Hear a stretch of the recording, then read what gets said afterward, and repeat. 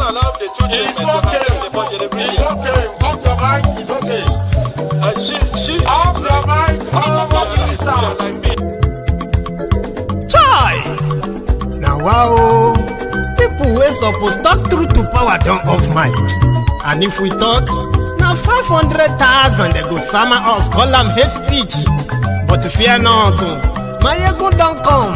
In go torchlight every corner, nooks and cranny of all these bad people where they spoil our country.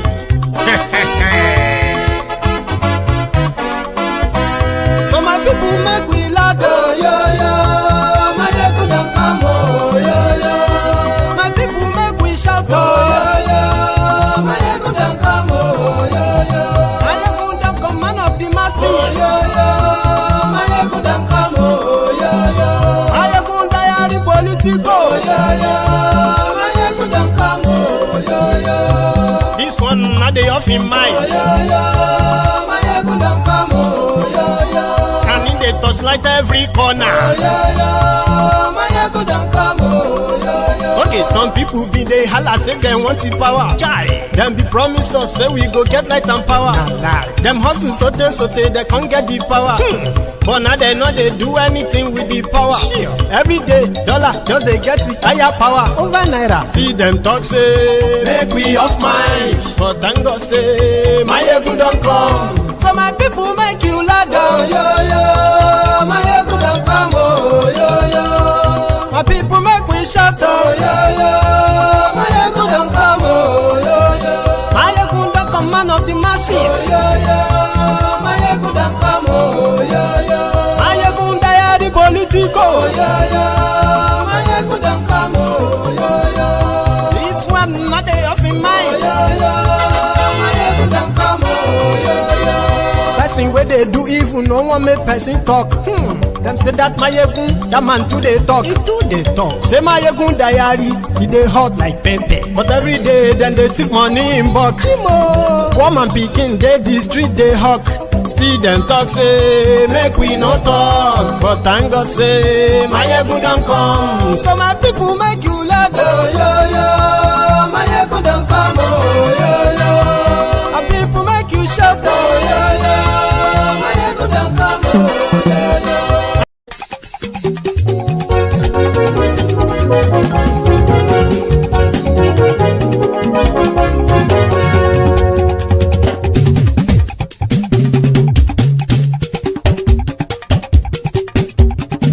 Mayegun làwa mọ̀ làmọ̀ tó dòdòdò.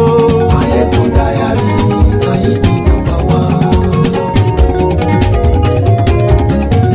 Mayegun làwa mọ̀ làmọ̀ tó dòdòdò. Mayegun diary Mayebi number one. Mayegun ti dé o ọ̀rẹ́ ara ìlú. Mayegun diary Mayebi number one. Lórí Facebook lórí YouTube. Mayegun diary Mayebi number one. Gbogbo bó ṣe ń lọ ni Mayegun já wa sí. Mayegun diary Mayebi number one. Àṣírí ọ̀jẹ̀lú kì í bò níbẹ̀ o. Mayegun diary Mayebi number one. Bó bá ṣe eré àní Mayegun máa wí. Mayegun diary Mayebi number one. Ó sì tún ṣe eré wàá gbọ́ níbẹ̀ o. Mayegun diary Mayebi number one. Mayegun diary politico. Mayegun diary Mayebi number one. Godfatherism kò sí lọ́rọ̀ Mayegun. Mayegun diary Mayebi number one.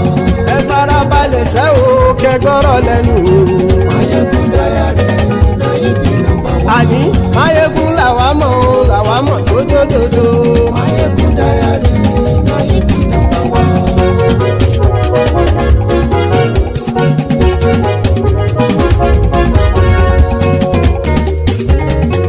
Àní ẹ̀sùn ràkì. Mayegun ti dé. Mayegun ti dé. Ọ̀jẹ̀lú ẹ̀sùn ràkì. Mayegun ti dé. Àní ẹ̀sùn ràkì.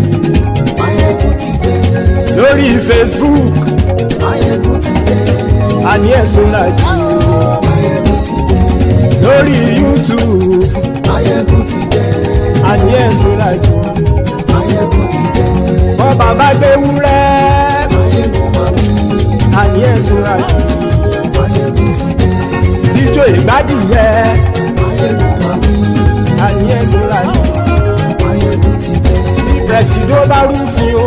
Máyégún máa wí. Ayé sọ́ra jù. Máyégún ti dé. Hello there. Good morning to you. Good afternoon to you. And good evening to you from wherever you are joining us. This is Máyégún Live. Thank you very much for joining me. Even though I believe that many of us are pretty much going to be watching, the game, Arsenal and Real Madrid, I think, right? But for those of us who are here tonight, please read beyond the caption of the broadcast. Read the description of the broadcast as well. Like it, share it, So invite your friends and your not so friendly friends. Tell them all that Máyégún today, Máyégún is live. And of course, if they miss it, they can watch it later. So tonight, we are starting from another jibe, which is now coming from one of the members of the Nigeria establishment, the Satan of Sokoto. Saad Abubakar was a guest at an event in Borno State, where the Shehu of Borno, I think, was celebrating 16th year on the throne, or since he was appointed. And they were talking about the insecurity, which seems to suddenly have reimagined, according to them. It never really left, but the endless killings pervading the middle belt part of Nigeria in the last 4 or 5 weeks is so concerning, right? Enough that, according to the Satan of Sokoto, social media spreading different kind of information about what happened, or the level of the increasing insecurity up north. To him, shows that social media, which he called organization, right, is a terrorist organization. Now, I've been trying to sort of like process the context behind this, right? But I have come with few, okay, which I'm going to share with us tonight. Yeah, that is like beyond just the jibe, right? What are the other factors, underlining, factors that made this person make this kind of declaration? And it was so serious, So we are going to go to Plateau State for the next few minutes. And when I come back halfway, right? Yeah, we shall discuss. So do me a favor, as you are joining, remember, please share the broadcast. So let's go to Borno. So with the agreement of Shehu, the benevolence of the governor, whom I always found to be so fascinating in how he carries about his responsibilities as the governor of this great state, despite the challenges. You see, Almighty Allah does not make mistakes when he gives leadership to his servants. For he gives leadership to whom he wants, at the time he wants, for as long as he wants, and he takes it away from anybody whenever he wants. So there must be a reason why the Almighty Allah brought this gentleman at this time in the history of this state and in the history of our country. So I used to ask him in a joking manner, where do you get your strength? And before he could answer, I would tell him it's from Almighty Allah subhanahu wa ta'ala. Because whoever Allah gives power, he helps him to walk in the best way possible for the Ummah he gave leadership to. So as long as you take all your worries, all your cries, all your problems to Almighty Allah, you will never ever go wrong. You will succeed. And that's why I believe Borno is succeeding despite challenges, despite comments which recently brought up some tensions, which you have had comments. And alhamdulillah, since we have brought this meeting here, I think it's best for us to discuss all these issues at the closed door. The insecurity in the country, in the north in particular, because Borno is here. We are here in Borno, rather, and since we are here, we discuss the happenings in Borno. Because we've had comments of Boko Haram returning, and I say, A'udhu Billah, Boko Haram will never return here, inshallah. Because Almighty Allah will give us the strength and the wherewithal to deal with any insecurity situation we find ourselves. So I'd like to thank the governor for taking up this challenge of hosting us for the first time in the last 16 years since Shehu became the Shehu. And our coming here is not just, it's by coincidence, yes, but to prove a point that we are all brothers to one another. And as brothers, whatever happens to you, a brother also happens to you. And whatever we can do, we must do to help your brother. At least we fixed this meeting to hold in Maiduguri for so many reasons. But one best reason is for us to strengthen our unity, our brotherhood as brothers in this great country, in this great state, in this greater states of the North. And I believe we are doing just that. So our coming together is to debunk any insinuation of the insecurity returning to Borno. Yes, there is insecurity in Borno, in some parts of Borno, it's okay. There's insecurity everywhere in the world, not only in Nigeria. But some of us that go around the world, we know more people are killed in some developed countries every day than the total amount of people killed in Nigeria in a month or in 2 months. So insecurity is everywhere. And the fact that there is insecurity, there are clashes here, there is killings here and there, should wake us up for us to take action on what do we do to stem the tide of this endless and merciless and madness that's going about killing innocent people. And I think it's important for us to work harder and talk to ourselves. And in the closed session, we will do that. They will come up with what we believe we should advise our political leaders. They are the helm of affairs, and we believe in changes, and Almighty Allah has brought changes, brought the political leaders to govern the spaces that we have been there before, and we have no qualms about it. We are not worried about it, but we must work with them, and we are working with them. And so many of them, like the governor of Borno, has been one who has been working closely with traditional institutions, and I think it's been successful at some extent. So our coming together as traditional leaders in the north, senior traditional leaders, and I believe we have over 86 first-class traditional leaders in the north. We're speaking with one voice to say enough is enough of these senseless killings of innocent people across the north, across the country. We have never, and we will never support it.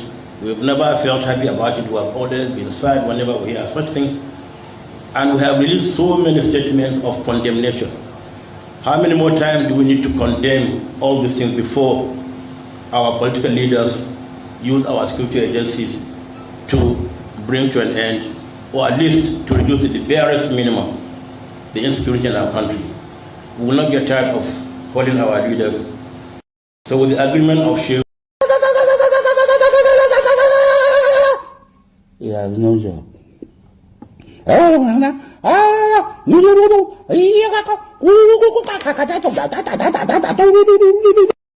He has. Because that's what should sound like. So everyone will listen to that. So the highlight of all is said is an outright living in denial, okay? And he ruined it all when he said the number of people killed in developing countries in a single day is more than the people killed in Nigeria in 1 month. Emphasis on the word killed, which means people who were killed, right? I beg, in all sincerity, is that true?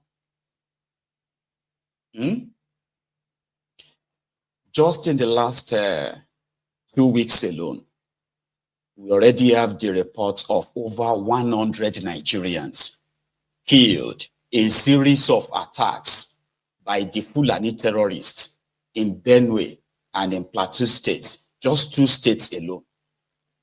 In the last 2 weeks, more than 100 people killed. Do you have similar news from any part of the world right now that in the last 2 weeks, so a particular gang, right, in this country killed over 100 people? And it was more like, yeah, you know, people die here, but come on, people die everywhere. It is not how they die per se. Whenever they die, just kind of, you know, living in denial. He said in his first speech there, he said the meeting, whatever that meeting was, because according to him, it was meant to be the gathering for the 16th year of the Ashewu of Borno. All right.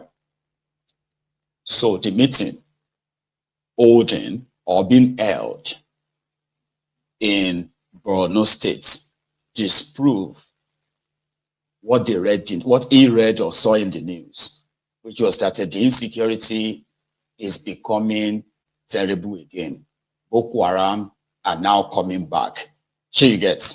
He said, well, the fact that they could host them in that place, that time, has disproved that. But while he was saying that, the person that raised the alarm was kind of like seated there. It was Zulum. I mean, it was Zulum who raised the alarm of the comeback of the Boko Haram in his own states. And he said, he swore that he would do everything within his power to make sure that Boko Haram never come back. He was the one. It wasn't some random people anywhere. So he went on to say, you know, you are here to help your brother, brother must help brother, and stuff like that. You're like, what are you talking about?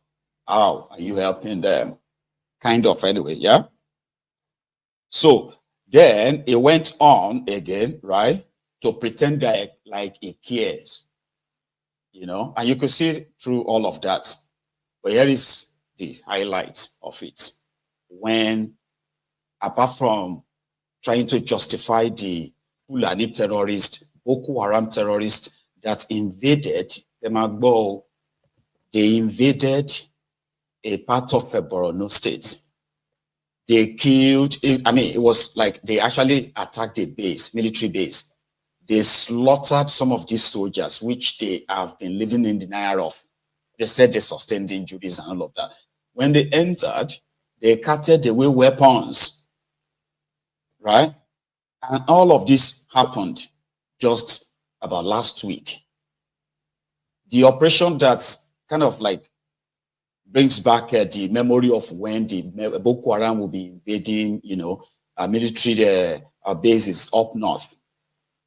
But in the middle belt part of Nigeria, right, the Fulani terrorists were also running Bassa. They were everywhere, slaughtering. In Bokos, right, over 13 people slaughtered, buried, right? In was Bassa, another local government area in Borno, I mean, in Plateau State, 51 people slaughtered, including women and children. In all of this, right, not a single arrest has been made. or even an effort to go after this terrorist, you know, the real terrorist that kills people. But the Satan of Sokoto is kind of more triggered about the social media, the place they believe it's unfortunate that they have no means of actually controlling the narrative on this platform. Here is the Satan. What happened has happened, and it's there written. You can't come and be through social media, but that's one terrorist organization, social media. Social media is a terrorist organization. What they do, put somebody in his comfort room and formulate stories, and you will see that is true. So, social media is a terrorist organization that we must deal with. Security agencies must deal with this terrorist organization called social media.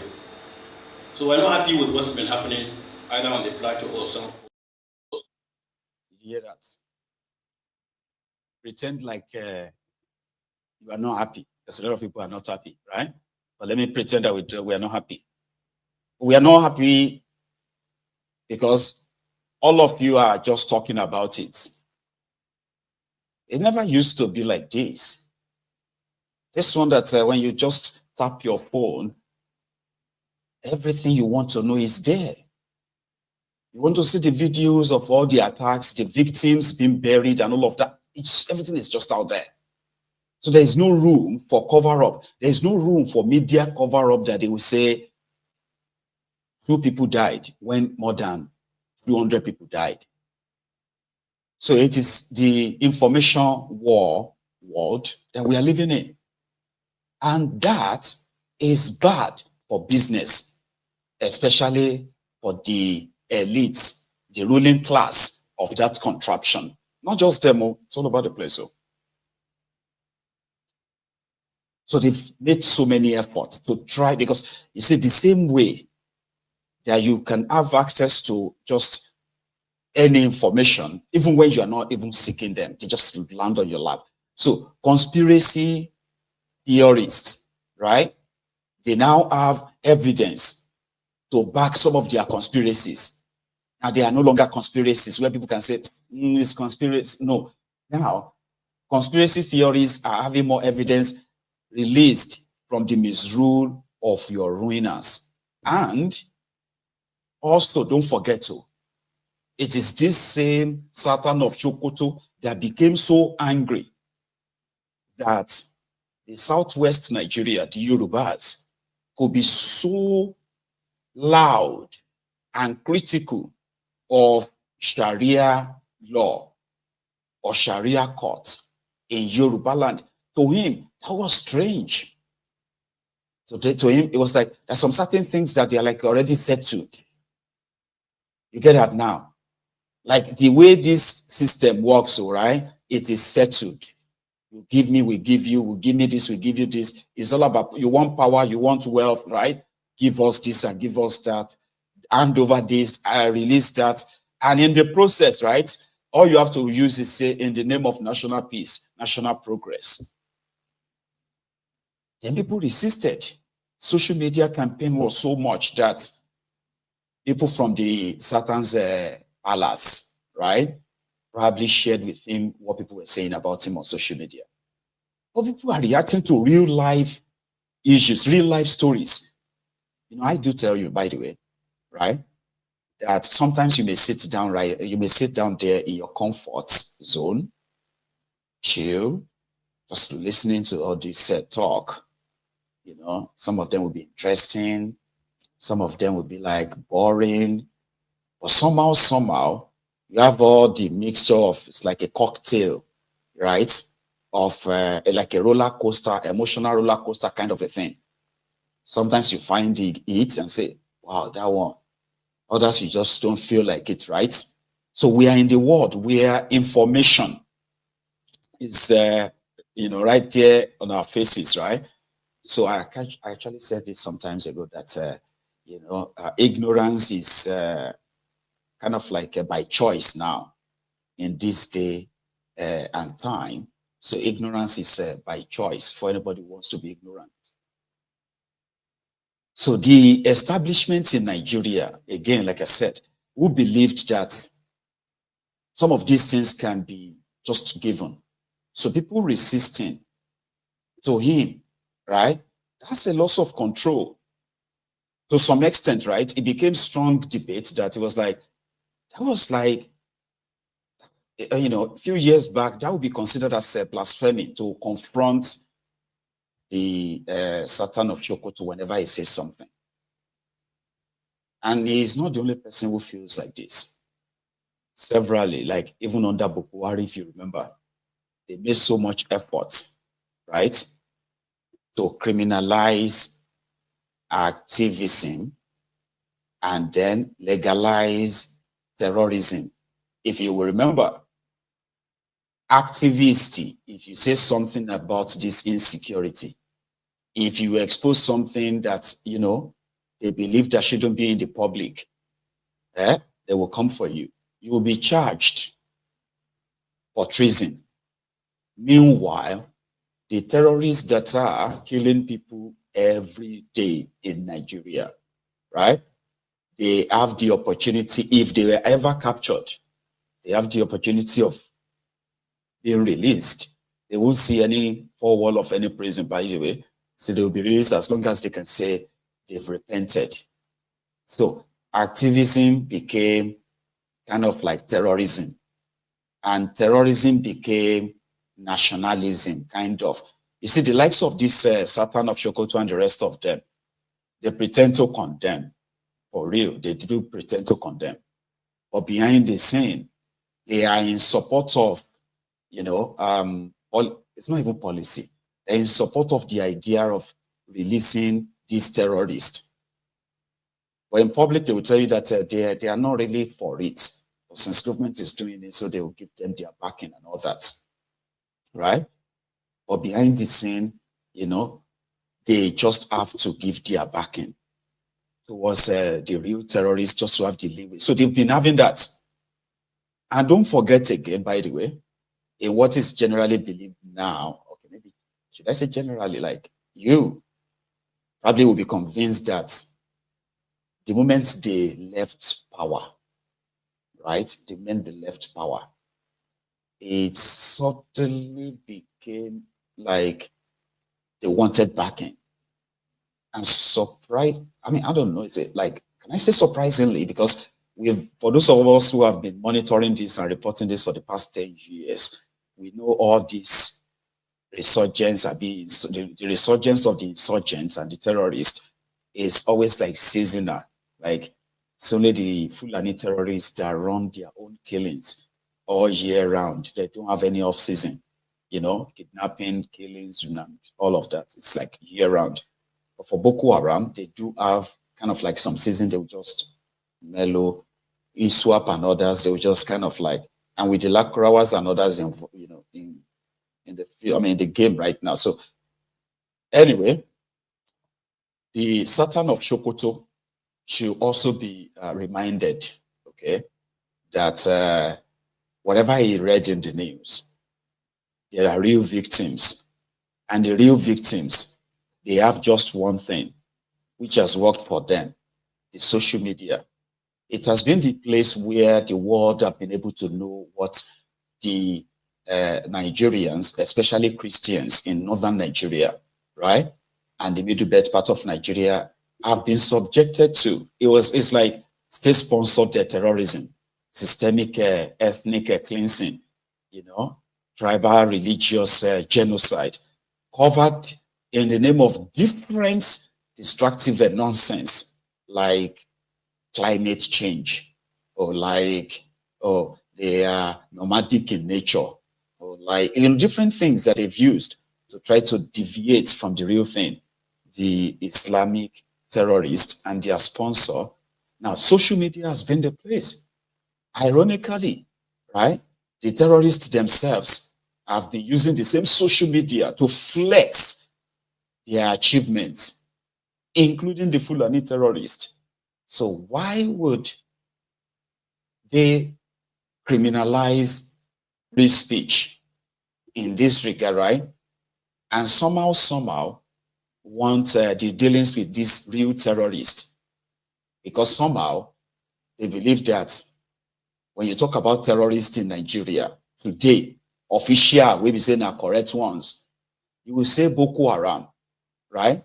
And what are they fighting for, right? You are going to link them to a religion, Islam. They want the entire Nigeria to become Islamic Republic, or they will kill the rest of us who fail to do that. Same thing with the Lakurawa, same thing with the ISWAP. You will link them to Islam. What about the Fulani terrorists? Same, but with a little bit difference. You see, those ones who are like Boko Haram, those ones want to capture territories and turn everybody to caliphate, right? Meanwhile, the Fulani terrorists, that one is called expansion agenda. Their own expansion agenda is when they unleash violence on the indigenous people all over the place. So there will be a time that they will be forced to discuss peace. And the option for peace is not cheap. In most cases, they want lands. And these lands will be your own price for peace, temporary peace, expansion agenda. Their own is not Islamic, this or that, even though, yeah, you probably will see a few of them pretending to be also like, yeah, but these are the Fulani terrorists. So the Fulani terrorists will kidnap people, okay? And they will rape them and then demand ransom.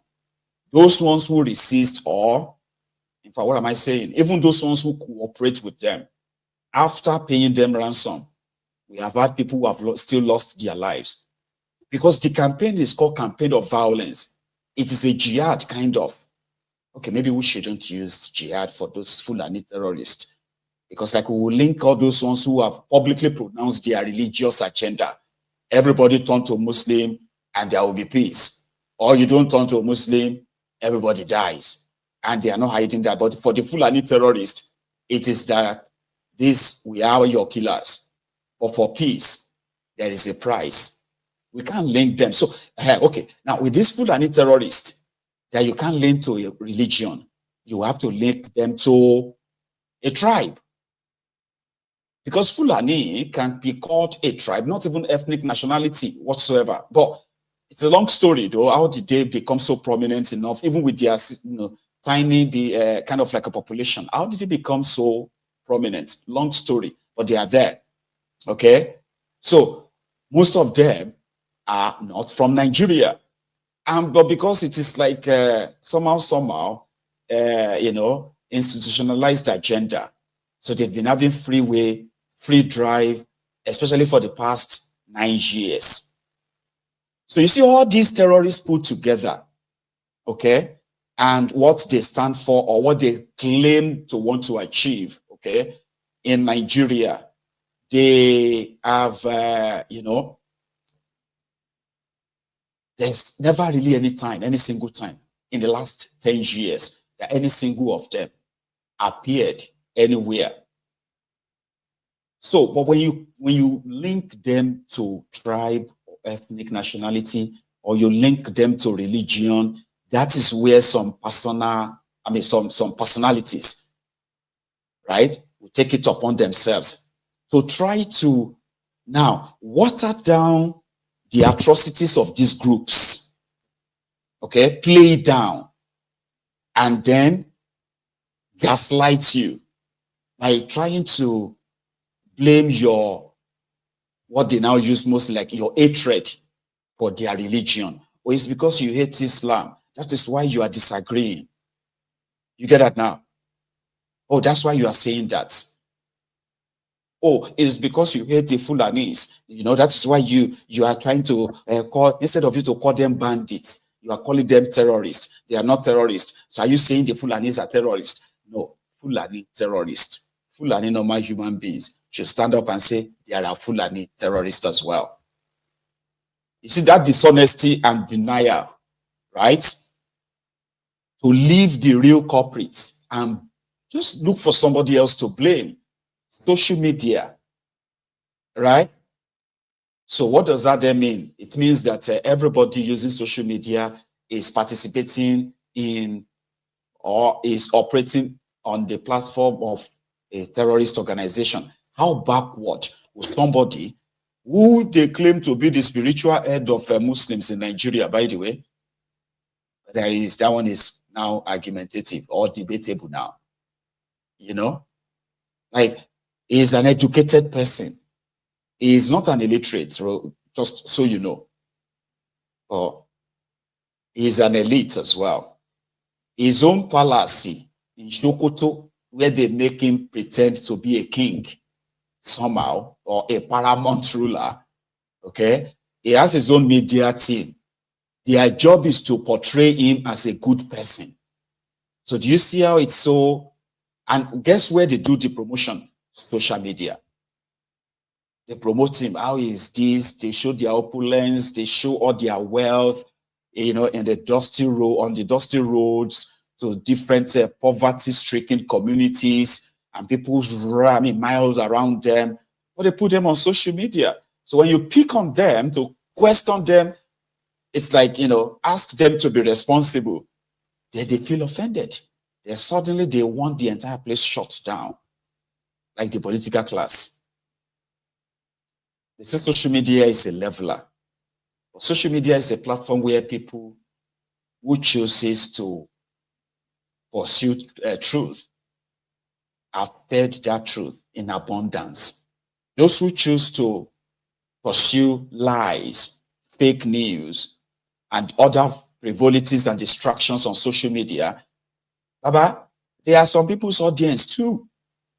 So it's like a choice. You know, ignorance is now a choice, right? People are reacting to what they can see, feel, reality. Just last night, right? These two people from a community in Benue State were raising SOS alarm on social media, asking people to come to their aid because the Fulani terrorists were in their community. Like, social media is like SOS, right? When you go to America, when you say call emergency in America, what is it? 911. When they tell you to call emergency in the UK, it is 999. In Nigeria, when they ask you to call the emergency, you either out there and scream, Egba mi o, or Chineke me. Everybody will rush. Waiting happen. Or help me, oh, like that. People will come out. That's your SOS in Nigeria. Or you go on social media and pray that somebody picks it up. But they finish you all inside Nigeria. As I speak to you right now, Otobi Akpa is under attack. These herdsmen, they have taken over Otobi Akpa. Please and please and please, we are calling on all security agencies right now. Swing into action. No sleeping. Please, everybody should be at alert right now. Even Otukpo, guys, be at alert. Otobi Akpa is under attack. I just got this information. Everybody are running helter skelter. Mother and children, they are burning houses. They are killing people. I just spoke to this girl now. Yeah, her voice. These people are even more than 100. There are plenty. So many of them divided themselves into the whole village. Burning houses, killing people. I saw they killed my neighbor. So sorry. They killed my uncle. She's panicking, guys. Otobi Akpa is under attack. Please. We need all the security agencies on alert right now. Please, guys, please. They need help. As they are rushing to Otobi Akpa, please, Otukpo, be at alert. Every village is in Idoma land, be at alert. No sleeping right now. These guys, they came, they are much. Good evening, everybody. Please, Otobi is under an attack. Please, we need your help. We need security in Otobi. We cannot sleep. They've killed so many people already. Please, oh, we need security. Please share this video so that it can go viral for people to know what is going on. Please. The insecurity is something else. Our parents cannot sleep. Please, we need your help, Otobi Akpa, to go local government. Please, Otobi Akpa is under an attack by Fulani herdsmen and they are killing our people. Please post this. Please share this post so that it can go viral. Let people know what is going on. Please, we need security. We need security, Otobi Akpa. Please help us, God, please help us. We need your prayers in any way that you can support. Or God, please, people should help us. Please, we cannot sleep. Please, people should help us. We are dying. Please help us. We need security. Please, we need.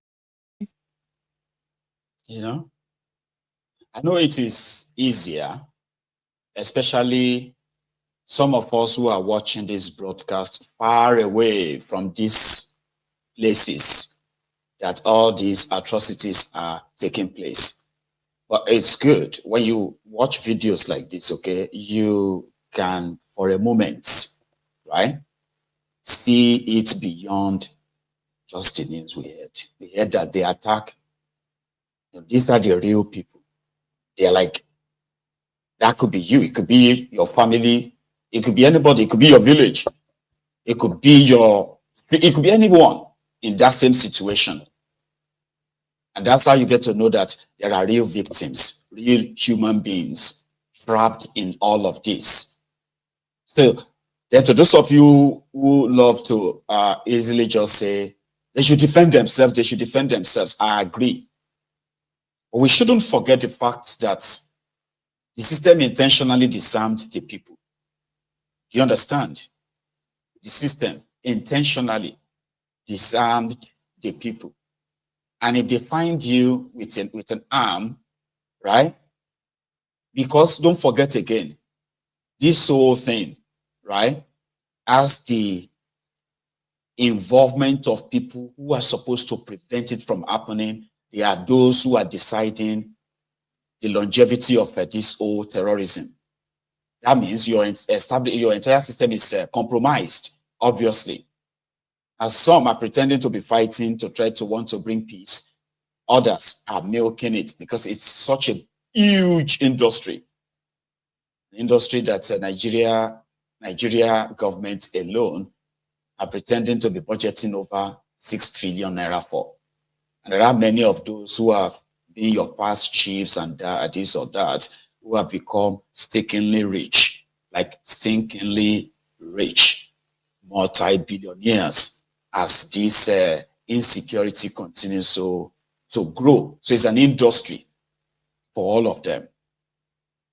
There are real victims. And then you know that when you have been systemically disarmed, right? It means that those who are supposed to prevent this from happening, they actually expect it to happen. And when it becomes something that they expect to happen, that will kind of determine their response, time of response, and how they respond, which is what is playing out in all these communities.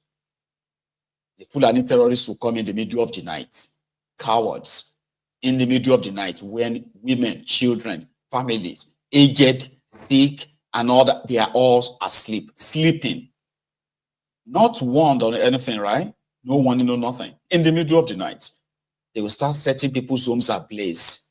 And as people are running out of their homes, like fire, they start shooting and killing them, macheting them and all that. So that will be the moment that those who manage to escape will just have to run into the bush. And throughout that time, there will be no single security agent in sight. Not a single one. So that's why I said they disarm you, right? And you should know that. It's not as if to say people can just group themselves and go to the market and buy guns and say, okay, in the name of why is a vigilante group, community guards, we are buying 12 guns, we are buying 20 guns, we are defending our community. There is no chance. What would you use to defend yourself against the AK-47 wielding terrorist? Give me a guess. When the state intentionally leaves you, in the arm's way. So what you will know is that there is a bigger terrorist, or there are bigger terrorists. They are the ones who have failed to stop this violent known, this armed violent known terrorist. That bigger terrorist is your government. The criminals who are profiting from this, why people are bleeding. It's happening in Enugu State again, where it never really stopped. Guess what? Their governor told everybody that there is no Fulani terrorist attack anywhere in Enugu State. So how do you want the people to get help when somebody responsible for helping them is denying them? Like this. Because I will problem ni hamufu. Problem I will ni hamufu bonde Fulani. Kambe aro anokita kandi Fulani bidori make banyono. Ayi bundi hamufu nde jiri we maro.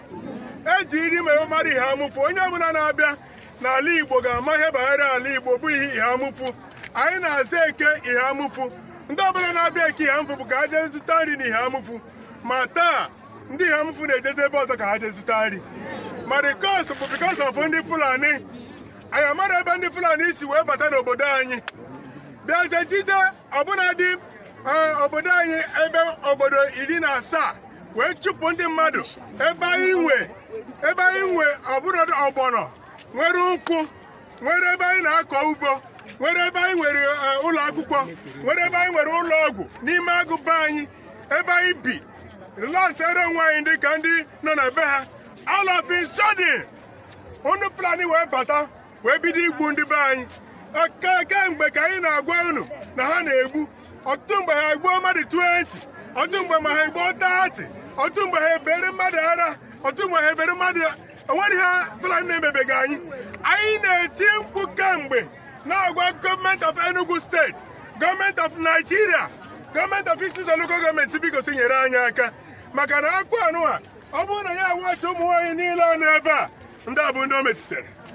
O mere m ụzọ adịrọ na ihe amụfụ tata maka na ihe anyị mere na ụzọ adịrọ ọbụla ndị ihe amụfụ si ọ bụrụ na ha ka bụ ndị obodo a si mee ka ha mara na ha bụ ndị obodo a. Gọọmenti gee ha ntị. Ọ bụrụ na ha bụ ndị obodo a biko gọọmenti biko gee ha ntị ka e wee nwee ike napụta ha n'ọnọdụ a. Oge anụwa bụ oge ọrụ ugbo. Ndị a niile n'ebe a bụ ndị si n'ebe ha bi wee kwafu wee lọta na-abịa nọ n'ebe mmadụ agụ a na-egbu. Ndị be anyị ụmụ okorobịa anyị egburu egbu dị uncountable. Then ndị nọ n'ụlọ mkpọrọ kịta bụ uncountable. Ọ bụrụ na nwere ka nwa okorobịa si megide na ha mfu ejide eje tinye na prison. Biko nụ gọọmenti of Enugu State, gọọmenti of Nigeria biko si nyere anyị aka na ihe amụfụsi biko anyị na ya biko si nyere anyị aka. Abịakwa anyị na-akwara unu nyere unu obi kịta anyị ebidogo ọtụtụ mmadụ bụ ndị nwụrụ na-abụrụ ndị Fulani gburu ya mana ndị Fulani gburu ya. Ihe Fulani ji gbu ndị a bụ na ha natara ego na gọọmenti jee kọọ rice den ndị Fulani kpọrọ efi kpobe na ugbo rice ha wee taa ya. Onye ahụ cheche echiche ka ọ ga-esi kwuo egwu gọọmenti ụgwọ ọ natara bank onye ahụ nwụọ ọrụ onwe ya. Biko nụ lenu na-enyi lenu na ya amụfụ lenu na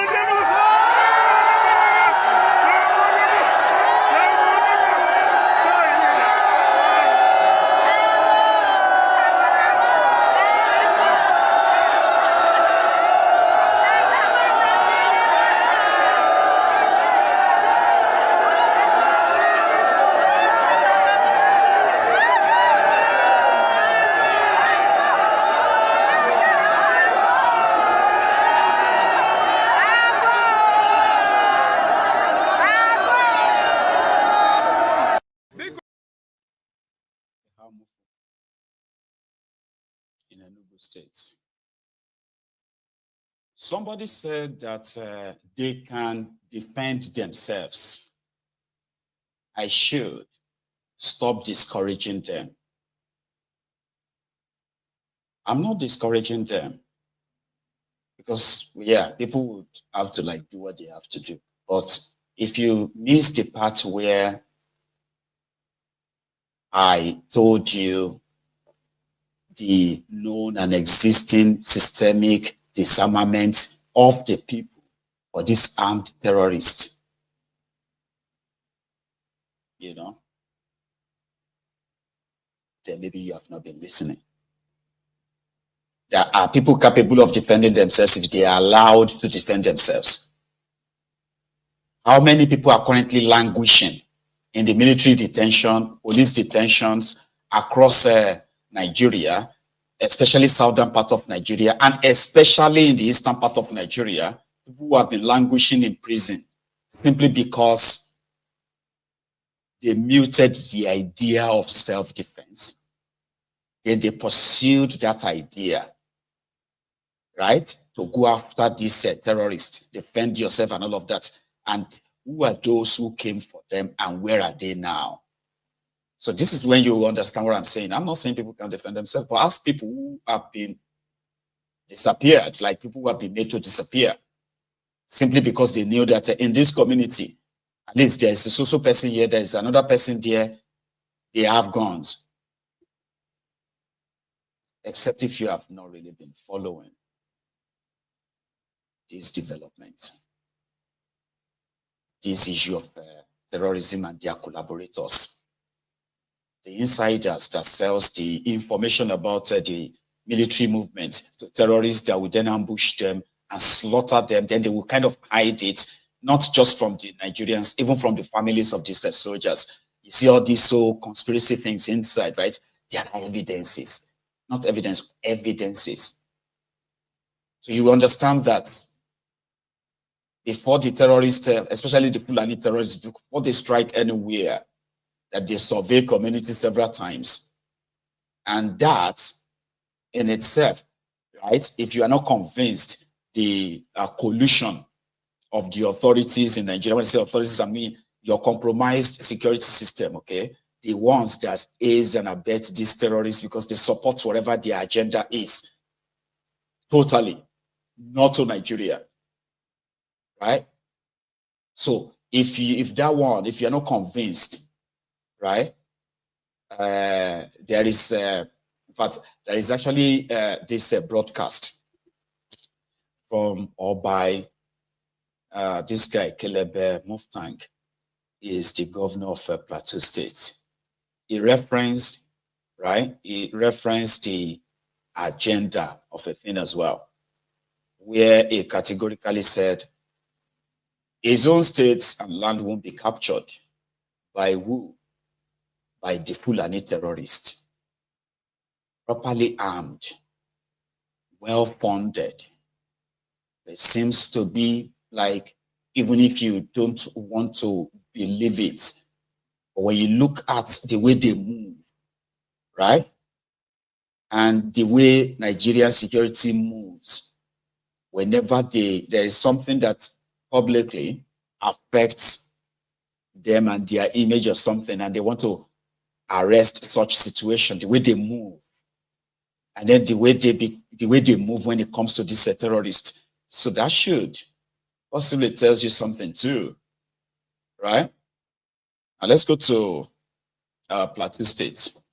So when people when people won't be allowed to defend themselves, so they become disabled, even though they look able. So those of you who are in far away places, you don't live in those communities, or you have never been caught in such a situation. I mean, some of you who are typing this right now, you probably are far away from places like Hamufu or this part of Otrupu, local government in Benue State, or even Bassa local government area in Plateau State, or Bokos in Plateau State. You were never in that situation, whereby you probably must know that this is not the first attack in especially in Benue, in Otrupu, in Bassa, Bokos, in Plateau State. These are not the first time. Probably this is not even like the 10th time they've been attacked that way. But because they already have what is called the systemic disarmament, they want that whenever the terrorists were operating, right, there will be no security agents. Sometimes these terrorists will operate for 2 days. I'm talking about displaced people for 2 days. There will be no response. All calls, right, to get the help of the security, boom. Then when the terrorists are done, just few hours when the terrorists are done, And the people are beginning to kind of like, those who have scattered away are beginning to come together, putting together strategy to go after these terrorists. That will be the moment that the police will come, military will come, and their agenda is to calm everybody down. So if they see any of you who becomes unnecessarily agitated, like you become, no, they have killed my family, you'll be arrested and they may never see you again for a very long time. True story. There are real victims. So you must actually factor that into your suggestion of people can defend themselves or people should defend themselves. I didn't say they can't. But when you have a systemic disarmament, right? Something that is like a collection of collusions. And like I said, people who are supposed to keep you safe have become so compromised. The institutions that are supposed to now protect you are now protecting the terrorists, jailing the activists. This is the life of the people. This is somewhere in Benin City, I mean, in Edo State. See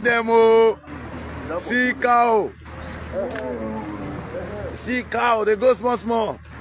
Oh boy, see cow, this is Sapler Road here. See cow. Cow is Sapler Road. Jesus Christ, look at that. They block the street. Look at cow. See cow. Jesus, see cow. See North cow. This is Sapler Road for you. 1 o'clock in the morning. See cow. See North cow. Wow. Look at them. And in the southern part of Nigeria, it is criminal to move your cows like that. Open grazing or open movement of cows is illegal. Towards the end of the time of Bukwari, all these Fulani and cows suddenly disappeared. Probably some of them sold their cows to buy guns and became kidnappers who were flaunting money on social media. But now, the videos of cows back in the cities, communities and the farms and all of that, they are now surfacing again. Yeah, you should probably probe them so that, like a Satan of Sokoto said, it won't be just like old videos that people are recycling. No, there are new videos now popping up. So them in Plateau State, right? They believe there is an agenda. And in fact, they believe the agenda is religious. That's their governor, and that is the person responsible, should be responsible. But the way the whole thing is structured again, right? It will end up as it is, that is just a stooge of the system himself if he wants to continue to enjoy whatever, the privileges of being one of them. And he still has to say something to his own people, in which I have a broadcast, sort of shared with the people of Plateau State, talking about all of this, and he swore that they won't capture Plateau State. Ooh.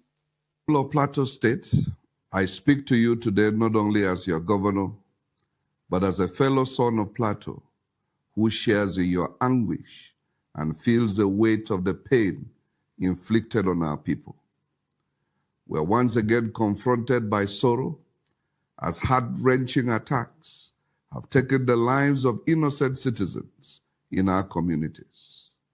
In the late hours of Sunday, April 13th, the calm of Kimakpa area of Kwal District in Bassa local government area was shattered by violent assaults on Zike village. Innocent men, women, and children were murdered in cold blood.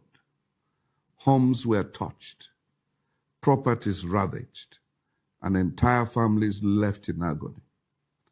These attacks occurred even as we were still mourning the loss of over 50 lives in Bokos.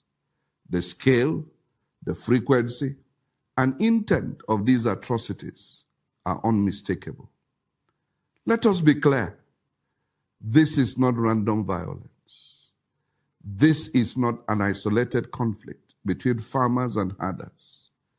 What we are witnessing is a systematic and premeditated campaign, one that seeks to displace, destabilize, and instill terror and fear on our people and communities. The tragic echoes of Dogonahawa, Riom, Barkiladi, Mangu, and the Christmas Eve massacres in Bokos remain vivid. The cycle continues, but it must not endure. Enough is enough. As your governor, I stand resolved. Plateau shall not be overrun by fear, nor shall we accept this culture of bloodshed as the new normal. My administration is intensifying efforts to protect our people and enforce the rule of law across all local governments.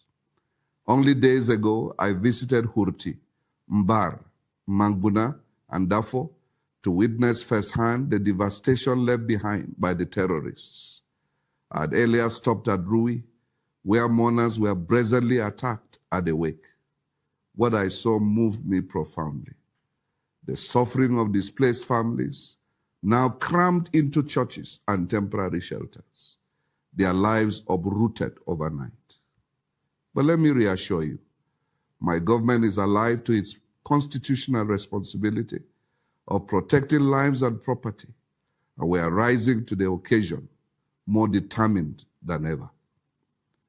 For too long, our beloved state has made the headlines for the wrong reasons, thereby casting a shadow over our immense potential and deterring the inflow of much-needed foreign direct and local investments.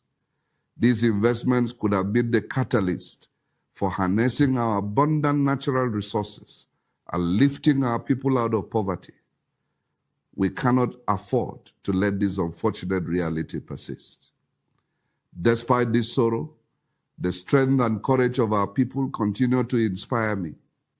I extend my appreciation to the national and state management agencies for their prompt response in providing emergency aid and comfort to survivors. Following these developments, I convened an emergency State Security Council meeting and have been in active consultation with federal security leadership, including the President, the Chief of Defense Staff, the Inspector General of Police, and the National Security Advisor. I'm grateful to President Bola Ahmed Tinubu for his concern and support, and for instructing security agencies to take decisive steps to apprehend the perpetrators of these attacks. Security deployments are being reinforced, and Operation Rainbow is being restructured to support community stabilization efforts. Additionally, all hospitals in the region have been directed to provide free medical treatment to victims, and relief supplies are already being dispatched to affected communities. To restore calm and strengthen vigilance, I hereby announce the following measures effective Wednesday, April 16th. Night grazing of cattle is strictly prohibited. Transportation of cattle by vehicle is banned after 7 p.m. The use of motorcycles is restricted from 7 p.m. to 6 a.m. across the state until further notice. We're also activating community-based response systems. I urge the traditional leaders and youth associations to reactivate local vigilante groups and organize night patrols in coordination with the security agencies. We must protect our communities while upholding the rule of law. Furthermore, I have mandated the newly inaugurated Interreligious Council to begin immediate engagement with all stakeholders to address the deeper issues surrounding these attacks. I shall also be appointing a special envoy on peace to lead grassroots consultations and intelligence coordination. A fact-finding committee comprising respected independent voices will be constituted to investigate the root cause of this resurgence in violence and offer actionable recommendations. Let it be known, the Plateau spirit is resilient. We are a people of peace, renowned for our hospitality and unity across religious and ethnic lines. Those who seek to tear us apart must not succeed. To the grieving families in Bokos, Bassa and beyond, you may be tempted to think that our security architecture has failed. But let me reassure you that more than before, I am determined to find lasting solutions to keep you safe. I extend my deepest sympathies. Your loss is our collective sorrow. And to all Plateau people, I urge calm, vigilance, and solidarity. Report suspicious movements, cooperate with law enforcement agents, reject retaliation. Justice will be pursued with resolve. Let us rise above fear and bitterness and unite to reclaim our land and dignity. Let us protect what is ours, not through violence, but through courage, wisdom, and love for one another. To our development partners, national and international, we thank you for your continued support. Nuisance lele. Nuisance lele. We finish us with the written jargons. According to him, they have put in place the response system. Okay. And people should cooperate with the security agents, the ones that have, the ones that has failed repeatedly in protecting them. So he says something about there are deeper issues. Okay. But what kind of deeper issue would make some group of armed terrorists travel hundreds, if not 1,000 kilometers to go and kill people on their own indigenous land? They didn't go and fight anybody anywhere. They are on their land, or this is their land. This is like, you know what I mean? What deeper issue, right? Then he says something about no retaliation, which means he knows those who are responsible, Fulani terrorists, and their agenda according to him. But what do you think he should have done? You know, sometimes they say good times, right, create weak people. And then the weak people create problems. The problems becomes hard times. Hard times create strong men or hard men. And then the hard men will create a working system, good time. And the good time, it's like a cycle, you know, like, yeah, like a cycle, right? So people were killed, right? And these are not people who went to fight anybody. They were killed by a group of, you know, so don't retaliate. So what would you have done? You see, Nigeria is an unreal place. It's a fraud, it's a lie, where people are expected to pretend, for example, like they are a federation, okay? Now, these times should normally create, these hard times should normally create strong men, hard men like that, you know, strong people, intelligent people. And it's also the time you can go on that TV right there and, you know, and tell the Plateau people and say, I have developed a bill that this is how we are going to solve this problem. I've developed a bill. And that bill, right, is to give every Plateau State resident and, you know, indigenous or whatever is going to be called, those of you who are from Plateau State, to give you what is called the state temporary gun license, whatever name they want to call it, in which qualified people, that's going to be the below, qualified people can get temporary, this caliber of weapons to defend themselves if they have to. So they will call lawyers here and they put the entire jargons that will make it look like, oh yeah, this is a, you know, like a law.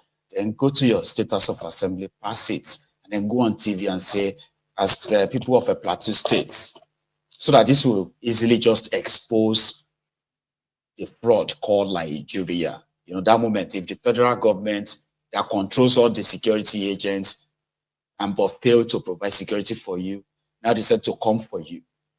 At least, I mean, I think there will be more than Plateau State people that will be behind you. Then it will take them more than just screaming or trying to dethrone you to change that law. But guess what? That can give a bit of a temporary freeway, because the Fulani terrorists and all terrorists, they do not understand dialogue. You don't dialogue with them.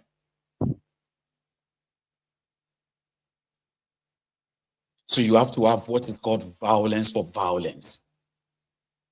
If they understand that there is no single village, you not even city, village in Plateau State, where at least you won't find 15 automatic weapon like shooters. At least. Do you understand what that means? It means that not only that you kind of give them this kind of law that makes it like, yeah, you will also open the door for them to get legitimate licensed guns, automatic. And why the rest of Nigeria is still trying to get at you, Baba, you probably would have armed more than 200,000 people. Those are the ready-made army.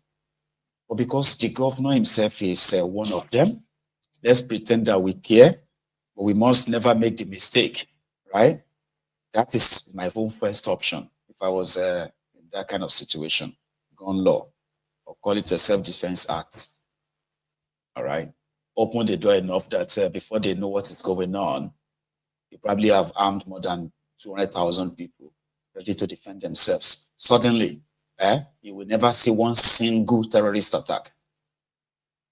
Oh yeah, you're talking about there will be robbery and all of that. Well, that is also will be the new terrorist, don't you think? Yeah.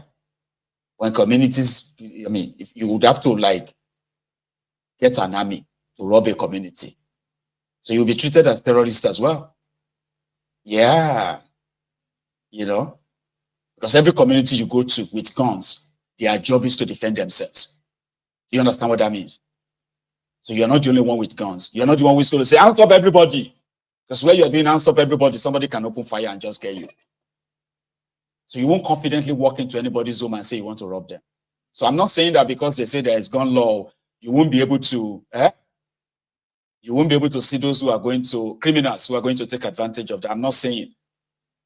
But you know, the difference is that you being a criminal, because you have gun, does not give you any influence or any power anymore in such states. Think about that. You have the chance of, say, well, you need to go to Plateau State, Joe, is a sanctuary. I'm just giving, right? And you have states who practice that same thing. So the same way you are fearing that some criminals are going to take advantage of it, right? It's the same way I want you to remember that the terrorists also expected you to bow for them or they will kill you. But the moment they know that you are returning fire for fire, they will fear you. Do you understand that? They will fear you. They will run away. Similarly, if you see armed robbers who decided to come and rob a community, you know what it is, because everybody get their own, yeah? So there's a chance that you are not going to go back alive. So think about that too. You're going to become lazy when you see armed robber pointing guns at your people, right? You that just fought and chased away terrorists. Terrorists where they shout, "Allahu Akbar, Allahu Akbar." So think about that. So it's going to be the life then anyway. But the reason why they won't let you have guns is because if all of you decided to go after your terrorists, your criminal leaders, that is going to be like a ready-made army. You don't get it. When they bring out police, when they bring out soldiers, as the police are shooting tear gas, now guns, some of you will be shooting. You don't understand. It's like, that is why in America, when they talk about civil war, they dread it a lot. Government will lose. All of their powerful men, they will lose. Because that moment, the America is the only country in the whole world with a ready-made army, right? That is more than 100 million averagely. Like America is the only country in the world that the government, right, doesn't need to recruit soldiers per se. They have ready-made more than 100 million trained gunmen, young you, old you, middle age you, even disabled. They are citizens. So when their government want to like mess with them, it is to some certain level.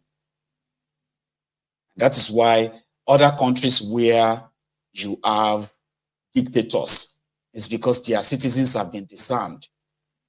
So if you try anything, they will bring the soldiers out, they will bring the police out, and before you know it, you'll begin to see helicopters, flying, dropping this and that, and people are, that's it, they'll crush it.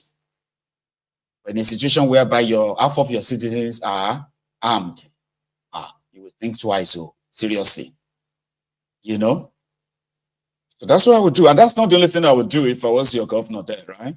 Another thing there is that you have to increase surveillance, and surveillance is not about, you have to create groups for it, and it must also be volunteer kind of a thing. So communities will guide every community. So at certain kilometers to certain kilometers, you mount every group from all these communities, and their job, armed with serious gadgets, is to survey. If they see any movement of caravan or group of people on Okada, they will alert those, they will alert and get them ready. And if you have something like that, information sharing, which is communication. Number 3, centralized communication center, in a place whereby if a button is pressed in the remotest of part of Plateau State, right, there is always going to be somebody at the other end to ask what is going on.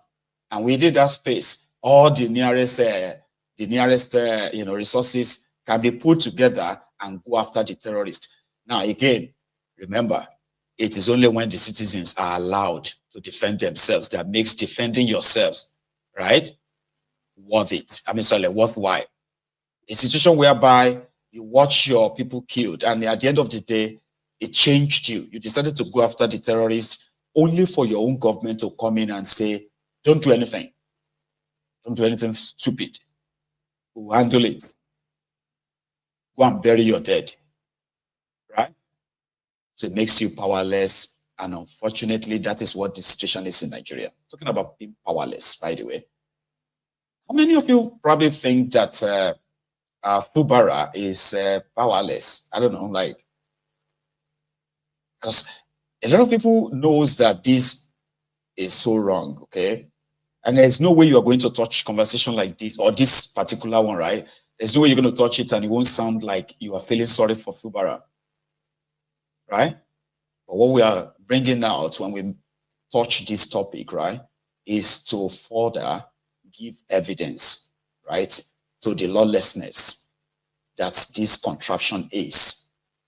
It's a place where those who, instead of having powerful institutions, you have powerful men who are so powerful that they feel so powerful above your own constitution. They preach it. thiefnubu and his gang, they are, they have their hobby of breaching your constitution, and they also have this kind of like, should I call it a style, right? But they have this way of choosing which law to follow. Okay. Not just that. If one institution gets to the court, where the court is to interpret the law and gives judgment, they also choose which one they have to obey. It's a lawless place where there is no consequences for being irresponsible, right? So, Fubara seems powerless. His own fellow governors, who are supposed to be of the same political party, they condemned this state of emergency and the way it's kind of been done, right? Then we have read so much about the way it is intended to further humiliate him with the weakest men who were like supposed other party in this whole melee.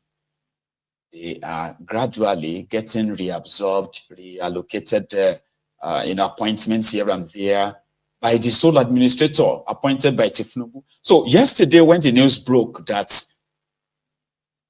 Ibas, the sole administrator of rror1st State, had summoned Fubara and his deputy, it was, people took that with mixed feelings.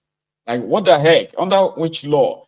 Like, Fubara still gets immunity, by the way. Like, when he's suspended, there's nowhere in the Nigerian law that a president can suspend a governor. Never, nowhere, okay?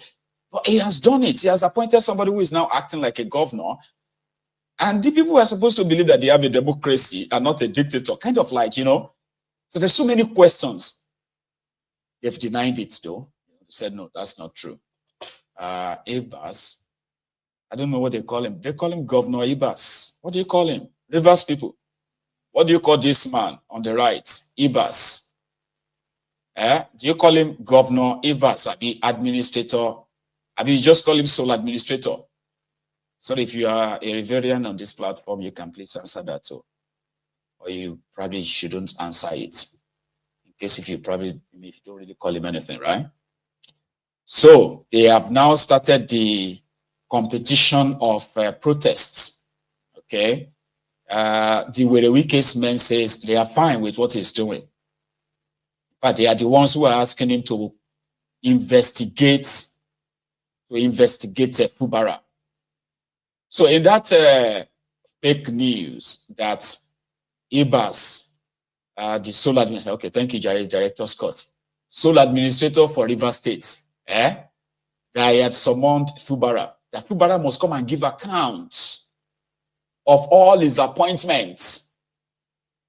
And the deputy governor must also come to provide documents to show that she is not involved in all the political, the appointments made by Fubara, because that kind of like that letter as well looked so, was horribly, it was like horribly written.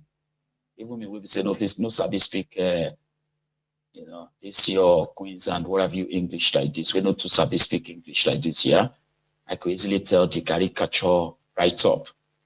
It's Nigeria, so have you seen Monday Okpebolo's official letter before? Yeah, the Okpebolo of Edo State. Have you seen his? No, it's okay in the garden, but again, right? So it's now being competition for who and who is supporting who. So at first, the Fubara supporters took to the streets 5 days ago, okay, to demand for the reinstatement of the suspended governor, Fubara. They rallied they protested around the state capital, Port Harcourt. And there were other pockets of other protests outside the Port Harcourt demanding the return of Fubara 3 days ago, right? The Werewike's people also organized their own in support of the sole administrator and the state of emergency. They praised thiefnubu and they promised him that 2027, Gaski, don't worry, Kolu, rror1st State will support Kolu for second term. But it was rain that kind of disrupted the whole rally. So it ended earlier than planned. But today, which is like 2 days, kind of like a, like 2 days interval, 5 days ago, 3 days ago, then today. So here is another one. They are demanding for the return of Fubara, right? And I think it's just what they could do. Some believe that Fubara is not coming back, but we'll see to that. Port Harcourt this afternoon.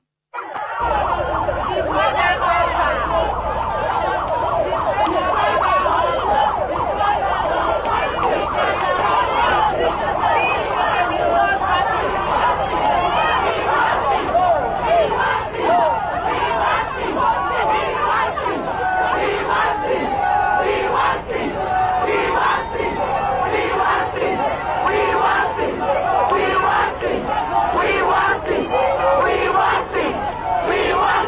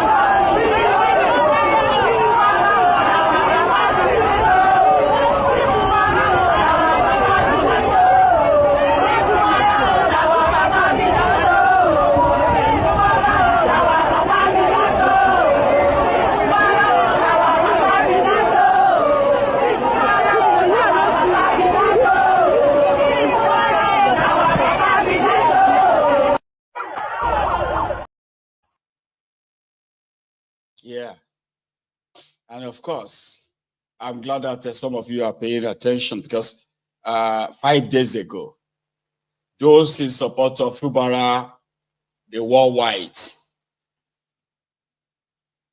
3 days ago, those in support of the sole administrator, Pro-Wike, sorry, those in support of Fubara wore black, rather, they wore black. So it was those in support of Wike and the sole administrator, those ones were, they were white. And then today, I don't know if they are the same women that were out for Fubara 5 days ago, or if they are new ones because they have changed the addresses. So today, they wore red. Yeah? And if it is about how they manage to gather those people. Right now, do you know that professional protesting or professional protester is now a job in Nigeria? You're pretending you didn't know. Now. No, for real. Like you can go to the business center and tell them to help you print out an ID card. Give yourself a name. Director. Yeah, professional protester. You can be recruiting people. People do that, right? You have like, sometimes you go and they pay you 2,000. It's just a side hustle for them right now. It's part of the reasons why thiefnubu and his economist, they listed out, so many missed jobs in what they call their research to check the unemployment rate in Nigeria. So they discovered that there are so many other jobs. Even Bambi Alana job. Do you know how much beggars make a day in Nigeria? Do you know how many beggars they in Nigeria? Are they paying taxes? This is how thiefnubu not make work. His economist actually came up with that. From over 70% unemployment in Nigeria within 3 weeks, thiefnubu's economists, they declared that only 4.7% are unemployed in Nigeria. The rest of Nigerians are like employed. If you are doing professional begging in a week, if you go to maybe 4 or 5 protests, especially a counter protest, that's the one they pay more. Counter protest actually, because those who organize protests, they hardly pay. They may have refreshment, but they hardly pay anybody. It's always counter protest. As a professional protester, right? With your ID card, if you are doing about 5 gig, I've been at 5 gigs, not gigabyte. So it's a gig. They call it gig like Ozu in a week. Especially in Abuja, and you are making 2.5, or sometimes 5,000. They do give them up to 5,000. Yeah, I heard. Or 5,000 naira. Or average is, let's say 2,500 naira. And you're doing 4 gig. That's 10,000 naira a week. Yeah. That's mental. No, that doesn't sound lucrative, right? Anyway, the bottom line is that whether they are paid or not, to find people that can come together like that is very cheap. It's cheaper than what you can imagine. Yeah, it is. Let me do a math with you before I proceed, okay? Just talking about this before, a little bit kind of like a deviation, right? Or digression, rather. Let me digress. 10,000 naira. Let's assume that you want to be a very good recruiter. 10,000 naira. 10,000 naira for 10 people. That is 100,000 naira. So 10,000 naira for 100 people, that is 1 million naira. 100 people. Do you know how many is 100 people? That's 1 million. Right? So for 200 people, that's 2 million. On and on like that. For 300 people, 3 million. 400 people, 4 million. 500 people, 5 million. 600 people, 6 million. 700, 7 million. So 10 million means you can get 1,000 people. Do you know how much is 1,000 people? Like how much is 1,000? And that is if you pay them 10,000 naira. Do you now see? Do you see how it's easier to, how much is 10 million naira? 10 million naira is 2,000, sorry. I think it's 5,000 pounds. So with 5,000 pounds, You can put a crowd of 1,000 people. 1,000. That's a lot in Nigeria. And 10,000 naira? That's so generous. So let's assume that you decided to make it 5,000 naira. So 5,000 naira with 10 million naira, you can put together 2,000 people. 2,000. You'll find them. It's a side also. You know, in Abuja. Someweku was talking to some students, right? And he was talking about the value of the urgent 2K. I don't know, like, because we're talking about 2K because they possibly just paid them 2K for this protest mostly. So this was Someweku, who was giving motivational review to students. Just a little bit digress again.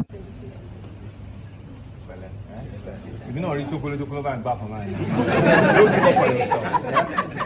You understand?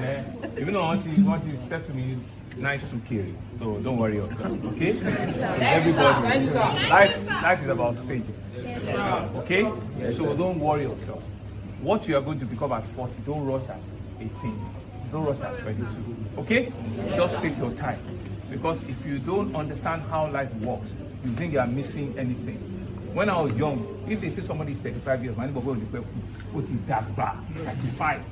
Yeah, 2000, long, 35. My age means so enjoy your young age. You have what we did not have, which is technology. Right? You have access. We never had that one.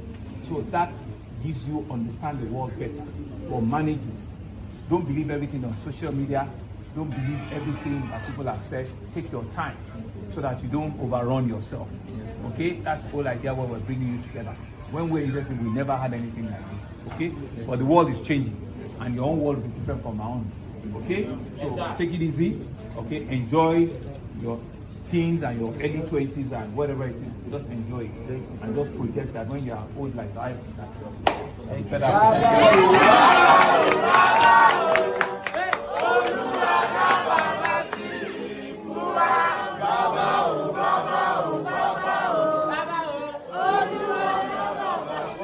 if we lend ourselves to innovation, we can create wonders. Here is a successful, again, a town hall, different from Blue Bulaba. Put them together, motivate them and tell them that they are the future, they are the leaders of tomorrow. Don't let anybody pressure you. You have your future ahead of you. Okay? You need to focus. Focus on your education, okay, and come out very clear so that you can become this very successful. Meanwhile, after that jam talk, he is going to go and meet other people whose duty, whose actions with himself is to mortgage the future of those children. You know, I mean, some of you were once teenagers, were you not? We were once teenagers too. I had a dream of becoming a pilot. So when I realized that that is a very high dream. You cannot be dreaming of being a pilot from this place. Alaye, for a brain. Think of something else that is possible.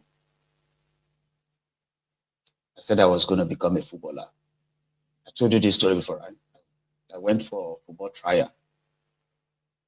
So it didn't work. Then I said, maybe that dream is also very reachable. So I talked to myself, I said, I like, maybe you should try and become a, what do you call it? Maybe you should become a radio presenter. And I was being motivated by the late Benga Deboye, by the way. So when I was planning to go and see him and say, I know my Jamaica can't learn how to do radio, he died. So that dream died. Again, I had to adjust the dream and finally I had to go and do GNLD. It wasn't part of the dream, but At least I had to adjust until it got to that stage, because some people have already stolen what should have been easier for all of us. There are so many of you that spent years trying to kind of like build a career for yourself, only for you to realize that alaye, you did a let, no promotion. Today you are a own. You call yourself engineer. They call you engineer today. Now a let you did in Ogbomoso. A phone you dey repair now, on the side of somebody's store in Computer Village. You would in the engineer elect. So you come and build the power station. That is what Nigeria does to people. You will build your dream like this. Now by yourself, you go to adjust time and say, I don't think that's possible anymore. Maybe I should try this one. Say, what are you doing? I say, I have another dream. So, I'm planning to. Now you go come back later and say, I have adjusted that dream again, Jerry. I'm thinking of, you get that now? Because these criminals have stolen what could have made life easier, choices for the rest of us. So many things they enjoyed are the things that most of you have to go and do. Go to that is what's it they call that for English, right?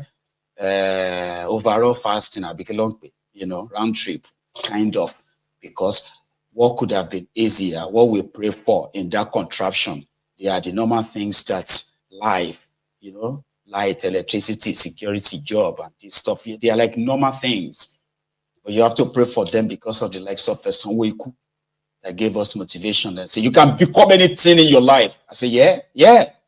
See, my son, you can become that. God bless our parents, right? You look at your son, you say, my son, I want to tell you something. Look at me. I want you to know that you can become anything you want to become in this life. And this innocent boy was like, thank you, Daddy. I will never disappoint you.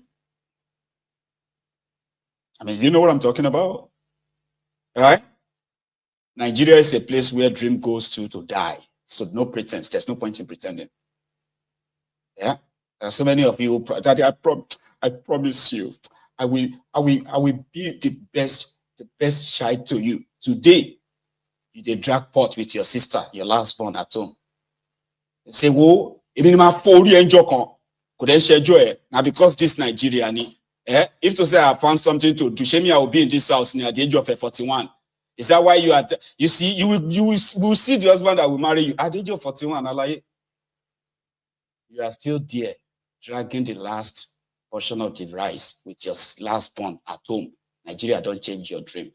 A few years back, you are this promising young man who no one disappointing parents. Today, you are the family shame.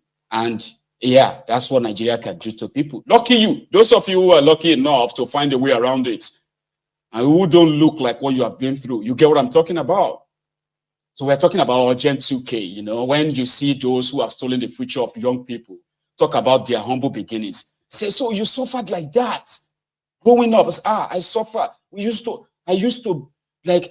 trek for 15 kilometers to school.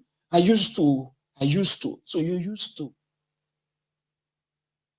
And then you decided never to build anything or probably build a system that will make it easier for the generations coming. So you just decided to say, man, everybody go figure it out.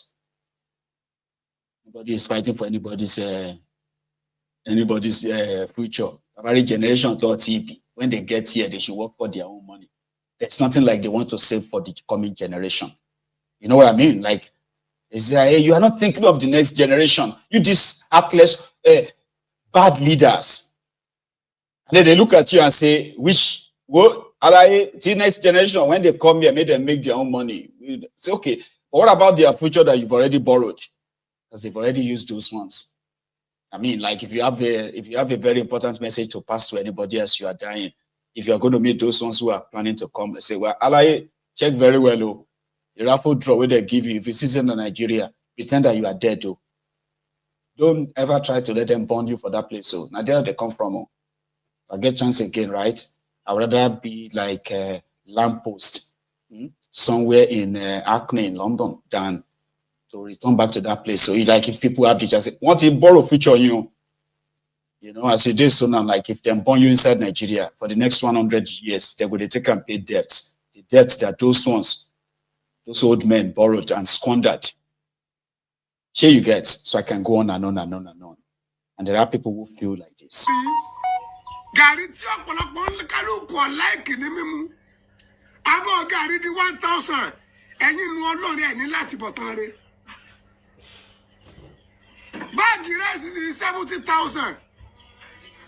Abọ́ rẹ́sì ti di 25. Ẹ̀yin nu Ọlọ́run. Abọ́ rẹ́sì 133,000.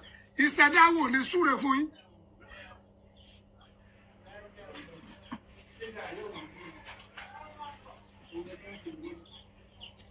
Ẹni oxygen oxygen mi morúkọ wèrè ọkọ̀ olórí burúkú tí gbogbo yín pè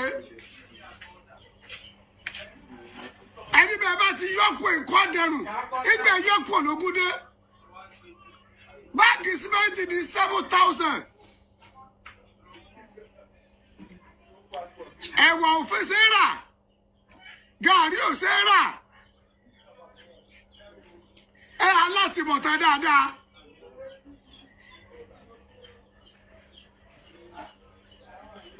Kò ní yẹ ìkàyẹ pátàdì yín.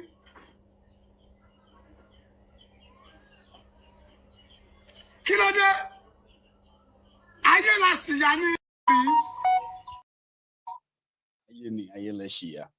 You got what I mean now? Like if you have a message for the unborn generation, what would you tell them? Somebody said I would tell them not to come. Here you get, that's it. Don't go. But we don't have control over that. And now that you are here, except if you do Ponzi scheme and you are so depressed enough that you just want to like go back and all that. Majority don't want to go back, by the way. Everybody complains about this whole thing, this whole mess, and now they have been struggling through. But the better place you are going to see what it is like for an average Nigerian surviving Nigeria every day. They are walking about with so much, it's called pent up anger, That is why when I saw, the audio I played yesterday, I don't know if you remember. So why is that thing is showing on your side? The app they show for your side. And the guy responded and said, which one is the app? Is the app showing on my side? Which kind talk be this? Which kind of nonsense talk be this? Says they show for my side. Ogbeni, I told you this thing, as anything online business, this thing, I know they like you talk to me, I put money. Now, you know what you go up and be say, you go just have to get ready. So they come your side, you will provide my money. Say, come, no, that time me say make a card, that's it. Now, again, got issue. That place, right? I'm like, at that spot, I'm like, Majority of Nigerians have anger issues. I talk only at everybody they mad. They talk, and that's like if you go out, not in your car. Come on, go into the public bus and see what it is like to be a Nigerian in thiefnubu. Maybe this okay. Driver, I back. Hey, they're back now. Driver, I back. Driver, I back. Hey, they're back now. Driver, I back. One is saying a park. Driver, park at the park. That means, driver, please park now, for God's sake. What if you are arrested by the police? Another one is no dada, beat him well. Around everybody, around Gaza, any small thing you don't understand. Especially in this season that everybody is saying they don't have money. But before now, people were telling you that they don't have money. Right now, majority are crying that they've stolen their money. Yeah, CBEX and all of that. Pent up anger. People who are like normally, they'll be normal people. But Nigeria don't make them develop different kind of, sicknesses, ailments. Now you see some of them that they have anger issue. Sometimes some of them you think they are deaf. And I don't think it's new. I had a friend who said that he used to believe that Nigerians are deaf people. You know, like when we talk loud, we'll be screaming. And if you are not right there present when Nigerians are talking and arguing and all that, right? You will think they are fighting, like, all that stuff, right? So to him, he didn't see it like we were arguing. He said it felt like maybe Nigerians are like deaf, because we have to scream before we can hear, before we can hear ourselves. It is what Nigeria turned majority of us into, subconsciously. It's there. It doesn't even matter whether you are rich or poor, whether you are educated or not. It doesn't matter. Nigeria is showing everybody shaggy enough that everyone is walking about with pent-up anger issue. You check it very well. You see that your man, I don't think he has any anger issue in Nigeria. Yeah, I'm not excusing bad behavior. Don't get me wrong. But I'm saying that if you come to think of it, right, it's like everything in Nigeria is just like whenever it is your time, or whenever it is most of the times you are like just trying to survive. But whenever it is your time for that shaggy to show you shaggy, it will be like saying he singled you out of millions of people to deal with you. That's Nigeria. And then spark, people who are angry. But the only strength they have is to use that anger against themselves. They are ready to fight to death. Same them. While they are there, stressed out, and what have you, if those responsible should be passing by, everybody will just get disarmed, like emotionally disarmed. Everybody want to take selfie. Anyway, just before I go tonight, okay? It is reported that Dangote has now reduced his price, by the way. So 830 from 930 naira or something down to 835 naira. Somebody reported this Dangote thing to me, by the way, right? It's like you are a marketer, okay? Or is that the right word, marketer? Princess. And then they will tell you that Dangote will sell you a liter of petrol for example, maybe he wants to sell you 10 million liters, okay, at a certain price, for example, 930 naira, okay? We'll give it to you for 925 naira. Then they have different kind of groups within the oil sector. They are just groups, but they collect money from transactions, from oil transactions everywhere, including at the Dangote, okay? So you as a marketer would be the one to pay the money. So when you pay all these bribes, they are not called bribes, they are like legal bribes, okay? When you pay all of this, your liter oil, the price of your PMS per liter will be around 927 minus logistics. So whenever, then when you have to take them to different locations and then costs this and that into it, then the problem now will be Dangote says everybody who comes to buy from the pump of the filling stations, right?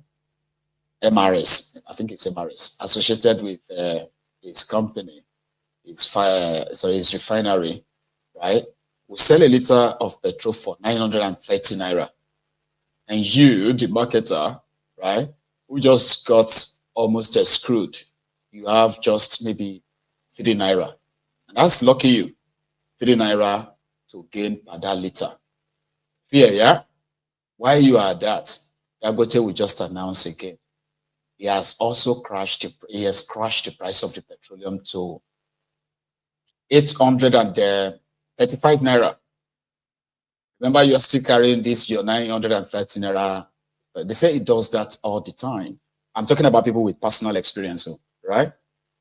Anyway, he has announced that And those of you who are asking us to be grateful, people told us to be grateful that the same liter of petroleum that was sold for 167 naira per liter, right? Or the one that was way back was 87 naira per liter. And subsidy, they claim they are not paying anymore, which they are still paying, but not in the name of fuel subsidy anymore. It is now called the dollar subsidy, right? Another scandal that the moment it becomes public, right, is also going to be interesting, right? The money they are denying, and then those who are collecting the money. So there are so many reasons, so many factors surrounding this Dangote, this or that, and price tag, okay? But the interesting one is, as Nigeria now imports more, right, from Malta, before thiefnubu in 2023, it was reported that between 2015 and 2023 May, Nigeria imported $100 million worth of finished products from Malta under Bukwari. Or between May 2023 and May 2024 under thiefnubu, right? Nigeria imported over $3 billion worth of PMS products. So we later found out that they just procure a blending refinery in Malta. What is that blending? It is when they take the products of, let's say, PMS, for example, okay, and then they mix it and dilute it with some other chemicals to expand the whatever the content and all that, but it's adulterated. All right. So anyway, Nigeria paid more for importing fuel into Nigeria within this period as well. They just came when Mele Kyari was trying to secure an extension of his own appointment under thiefnubu.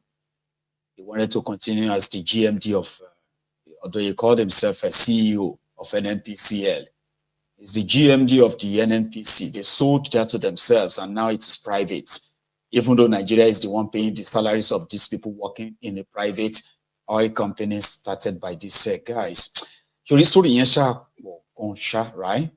Now, today, they are claiming that Warri Refinery, Port Harcourt Refinery, the two refineries whose the source of crude oil supply has been vandalized for years, and there is no news that they have repaired these pipelines bringing crude oil into this refinery. But they still go ahead to continue to bobo the entire country. And just this afternoon, right, the guy who told us that Dangote refinery products, remember that time?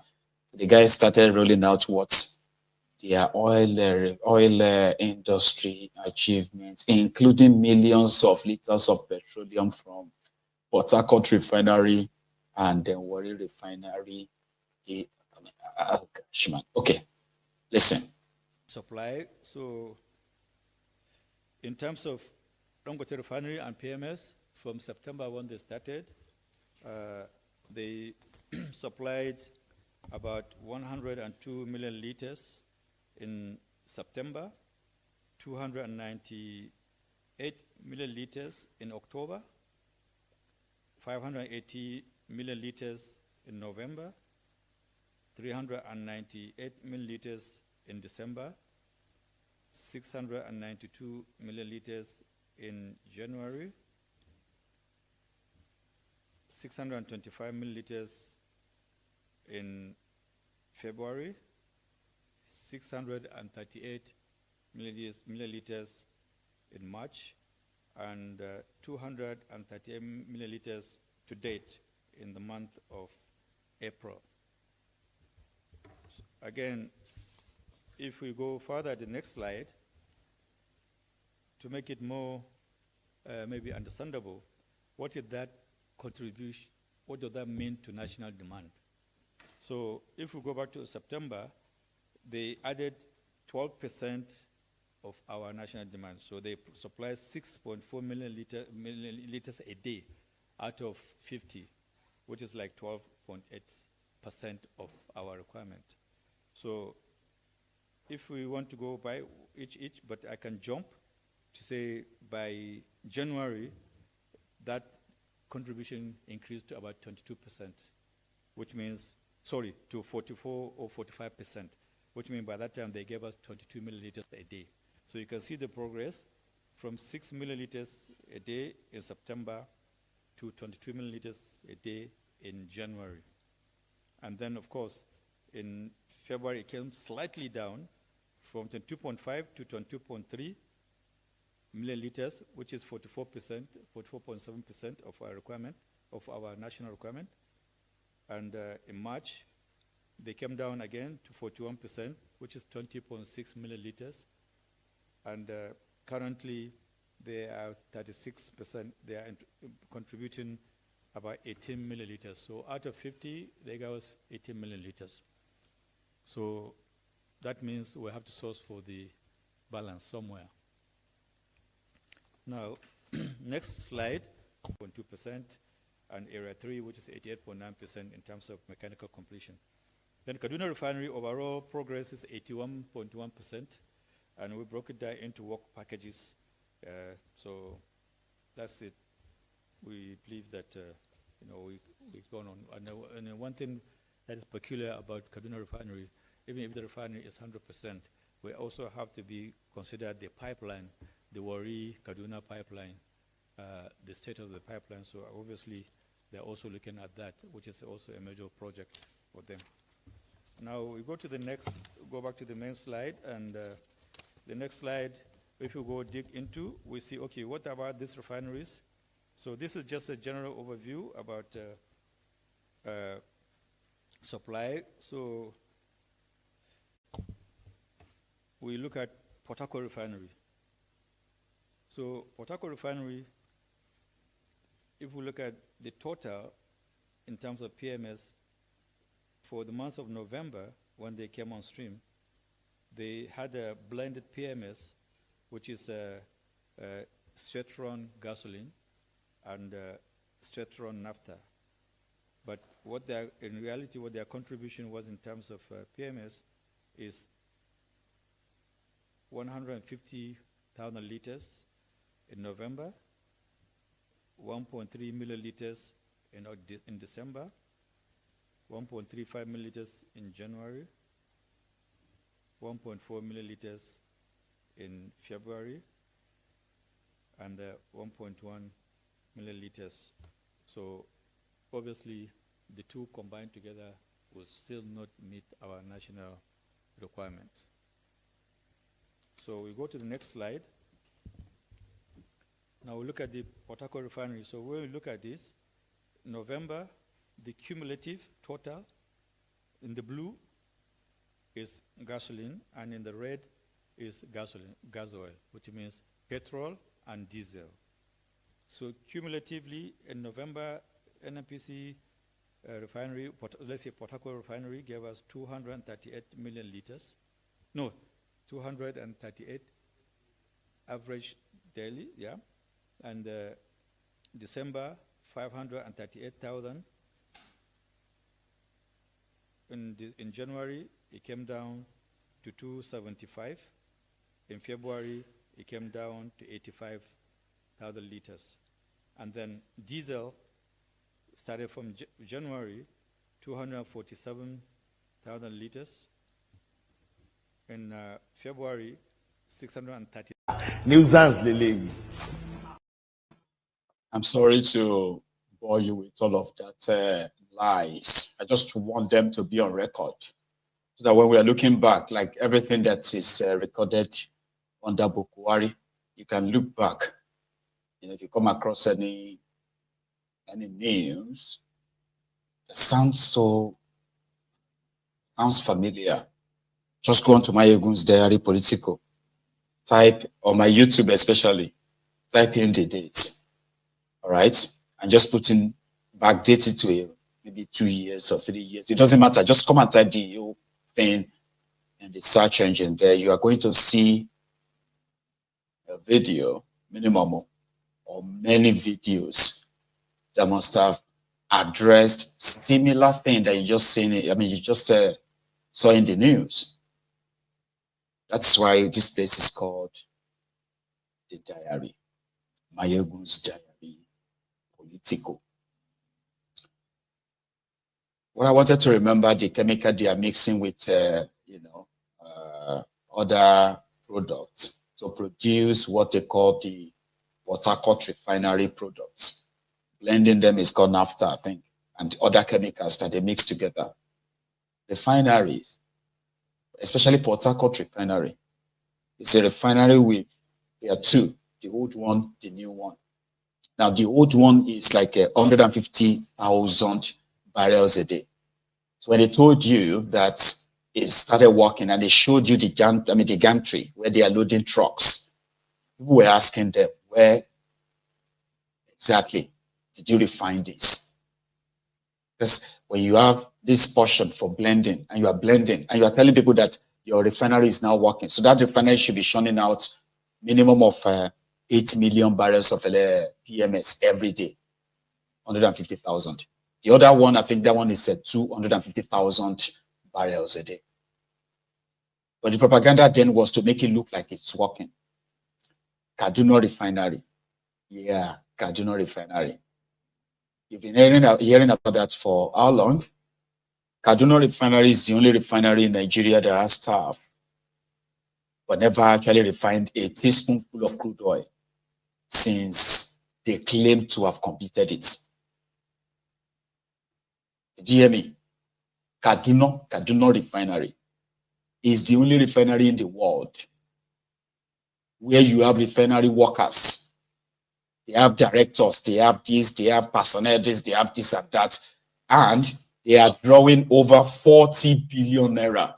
That's more than the salary of about 4 or 5 states, the entire salary. And I'm talking about states like Ekiti, Zamfara, Nasarawa, and one more. Combine the salaries of their workers and make it 10 billion.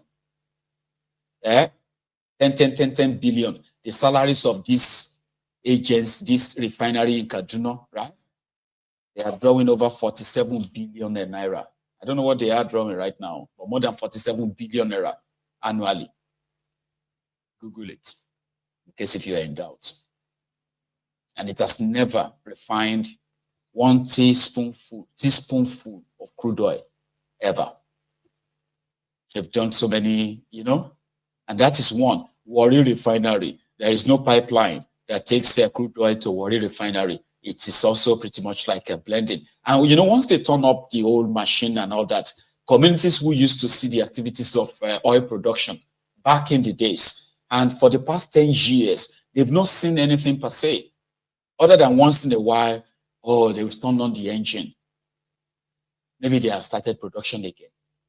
So all these communities have witnessed all this media propaganda that doesn't really reflect anything. You maybe say you get a refinery where they work, right? But you are involved in the importation of fuel. Remember, Dangote was supposed to fill in the gap. That means if the NNPC can't get enough product for the country, that's where Dangote comes in. Here you get. But in a situation whereby the same people claiming to have refineries working, they are investing so much forex in importing PMS, then denying it.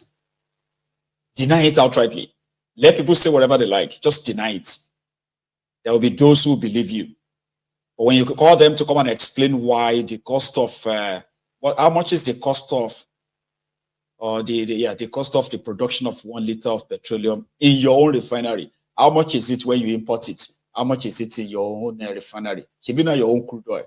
How come you know what I mean? Like, you have so many questions, but they don't have any answer because they can't have any answer for you. That is where the fraud is. In the next few months now, you are going to hear that NNPC. Write it down. You are going to hear breaking news. Port Harcourt refinery goes live. thiefnubu is going to go and commission it. And then you'll be like, hang on.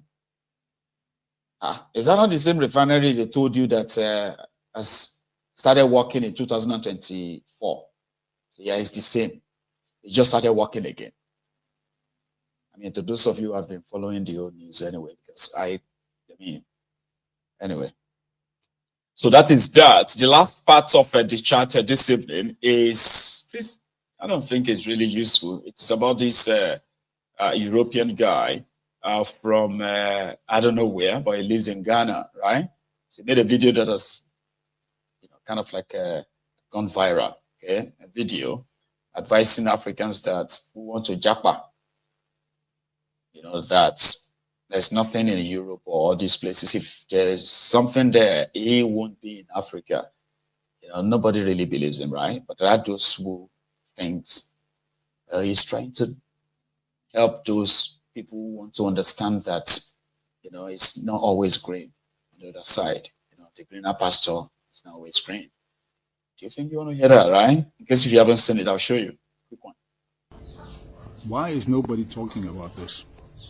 Ever since I came to Africa, many Africans have come to me and said they will pay me thousands of dollars for me to help them to go to Europe. I haven't helped a single person, and I'm not going to do that.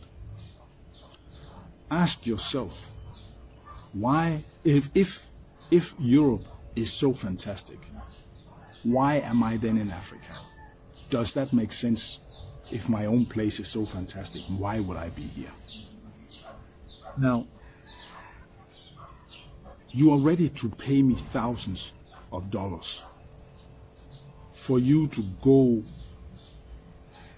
and work hard in Europe, for you to help Europe get back on track. Why won't you stay in Africa and make Africa get on track? It doesn't make sense. You're an African, so why don't you want to help your own continent to grow and prosper, but you want to go to my continent and make that prosper? It doesn't make sense.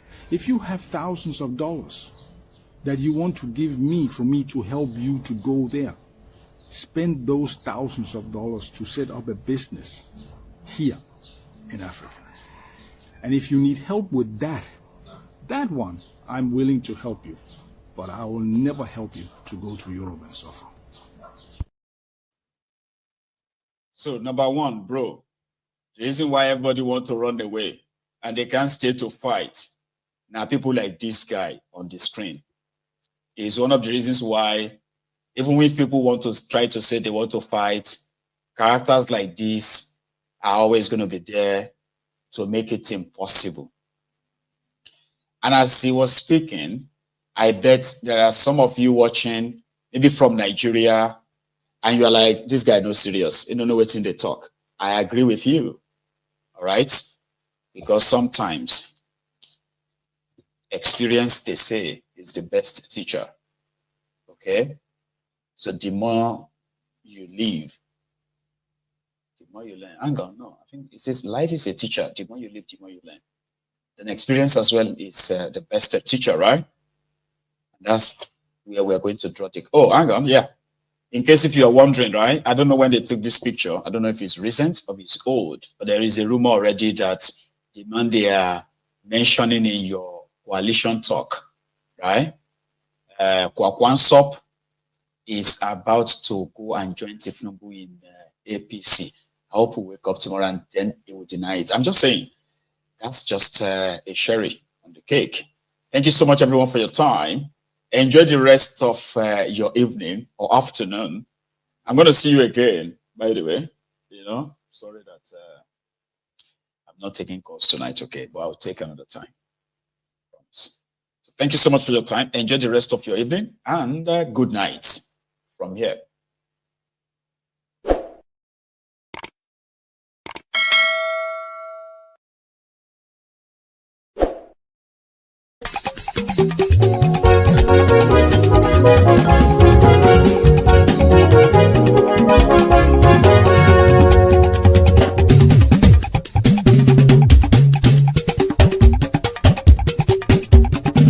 Mayegun làwa mọ̀ lámọ̀ tó dòdòdó.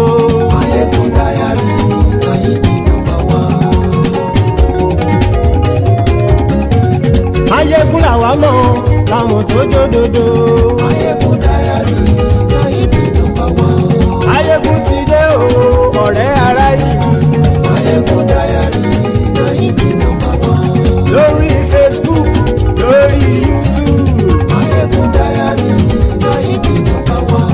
Gbogbo bó ṣe ń lọ ni Mayegun já wa sí. Mayegun Diary na him be number one. Àṣírí ọ̀jẹ̀lú kì í bò níbẹ̀ o. Mayegun Diary na him be number one. Bó bá ṣe eré àní Mayegun máa wí. Mayegun Diary na him be number one. Ó sì tún ṣe eré wàá gbọ́ níbẹ̀ o. Mayegun Diary na him be number one. Mayegun Diary Diary politico. Mayegun Diary na him be number one. Godfatherism kò sí lọ́rọ̀ Mayegun. Mayegun Diary na him be number one.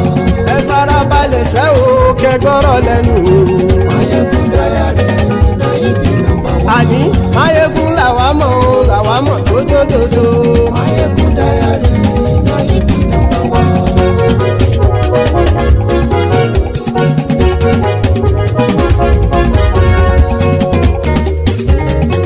Àní ẹ̀sùn ràkì.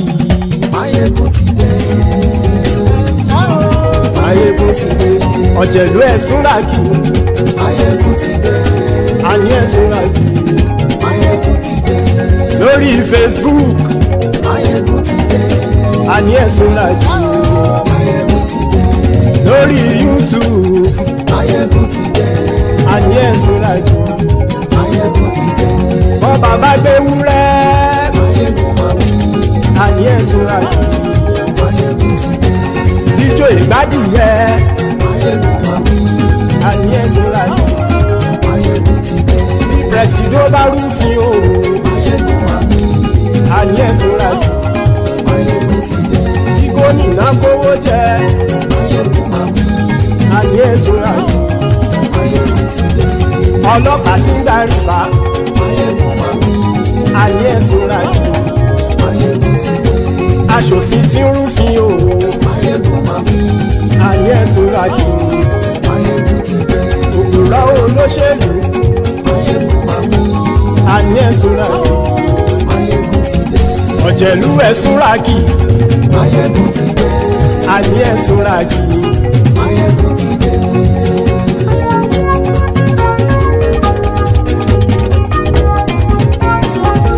Mayegun ti dé. Gbogbo ọ̀jẹ̀lú ẹ̀sùn ràkì.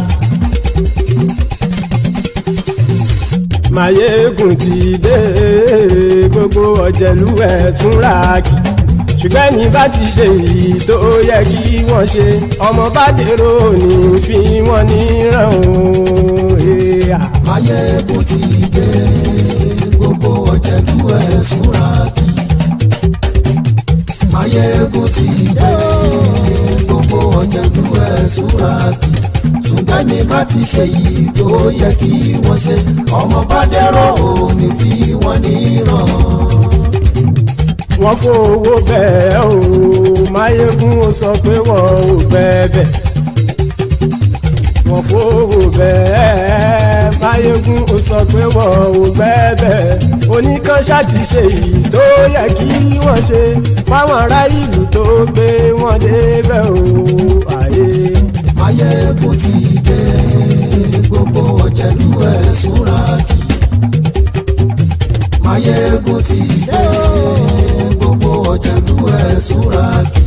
Ṣùgbọ́n ní bá ti ṣe yìí tó yẹ kí wọ́n ṣe ọmọ bá dẹ́rọ̀ ò ní fi wọ́n níran. Kì máa yí ṣe eré ọ̀rọ̀ yìí kì í ṣe ẹ̀fẹ̀. Kì máa yí ṣe eré ọ̀rọ̀ yìí kì í ṣe ẹ̀fẹ̀. Ẹni bá ti lè lẹ́bọ̀ lẹ́rù o ọmọ bá dèrò kàṣà ìtú wọn síta. Mayegun ti dé. Gbogbo ọ̀jẹ̀lú ẹ̀sùn ràkì. Mayegun ti dé. Gbogbo ọ̀jẹ̀lú ẹ̀sùn ràkì. Ṣùgbọ́n ṣùgbọ́n ní bá ti ṣe yìí tó yẹ kí wọ́n ṣe ọmọ bá dẹ́rọ̀ ò ní fi wọ́n níran. tẹnitẹni ọmọ máyégún ọ̀rẹ́ ara ìlú mọ̀mọ́ ni mo fọlọ́run sọ ẹ̀ bá kìlẹ́bù lóòótọ́ olódodo ìlú ọ̀tá ìlú mọ̀mọ́ ni ìwọ ṣá máa ń ṣọ́ra kò sì mọ́ bẹ̀rù bọ́tà ń lè rí bóníṣègùn lé káwọn mọ̀mọ́ fi ṣera wọn ni ó ti dẹrùn tí wọn ò gbọ́dọ̀ sì mọ́ bẹ̀. èèpo ọ̀bọ lọmọ bá dérò tàjẹ́ ò gbọ́dọ̀ jẹ́ ó ti jọba lórí àbínú ẹ̀ ni kò sì mọ́ bùyà àìsíwọ́lu ní ẹnìkẹ́ ìgbódì ẹyin lábàrá o ó kó ẹni tó bá dán wò á kàmù máyé ó ti dé gbogbo ọ̀jẹ̀lúwẹ̀ túnra kì Máyégún ti dé gbogbo ọ̀jẹ̀lúwẹ̀ túnra kì o ẹni bá ti ṣe yìí tó yẹ kí wọ́n ṣe ọmọ bá dèrò òní fi wọ́n níran o. Máyégún ti dé gbogbo ọ̀jẹ̀lúwẹ̀ túnra kì Máyégún ti dé gbogbo ọ̀jẹ̀lúwẹ̀ túnra kì ṣùgbọ́n ní bá ti ṣe yìí tó yẹ kí wọ́n ṣe ọmọ bá dẹ́rọ̀ ò ní fi wọ́n níran.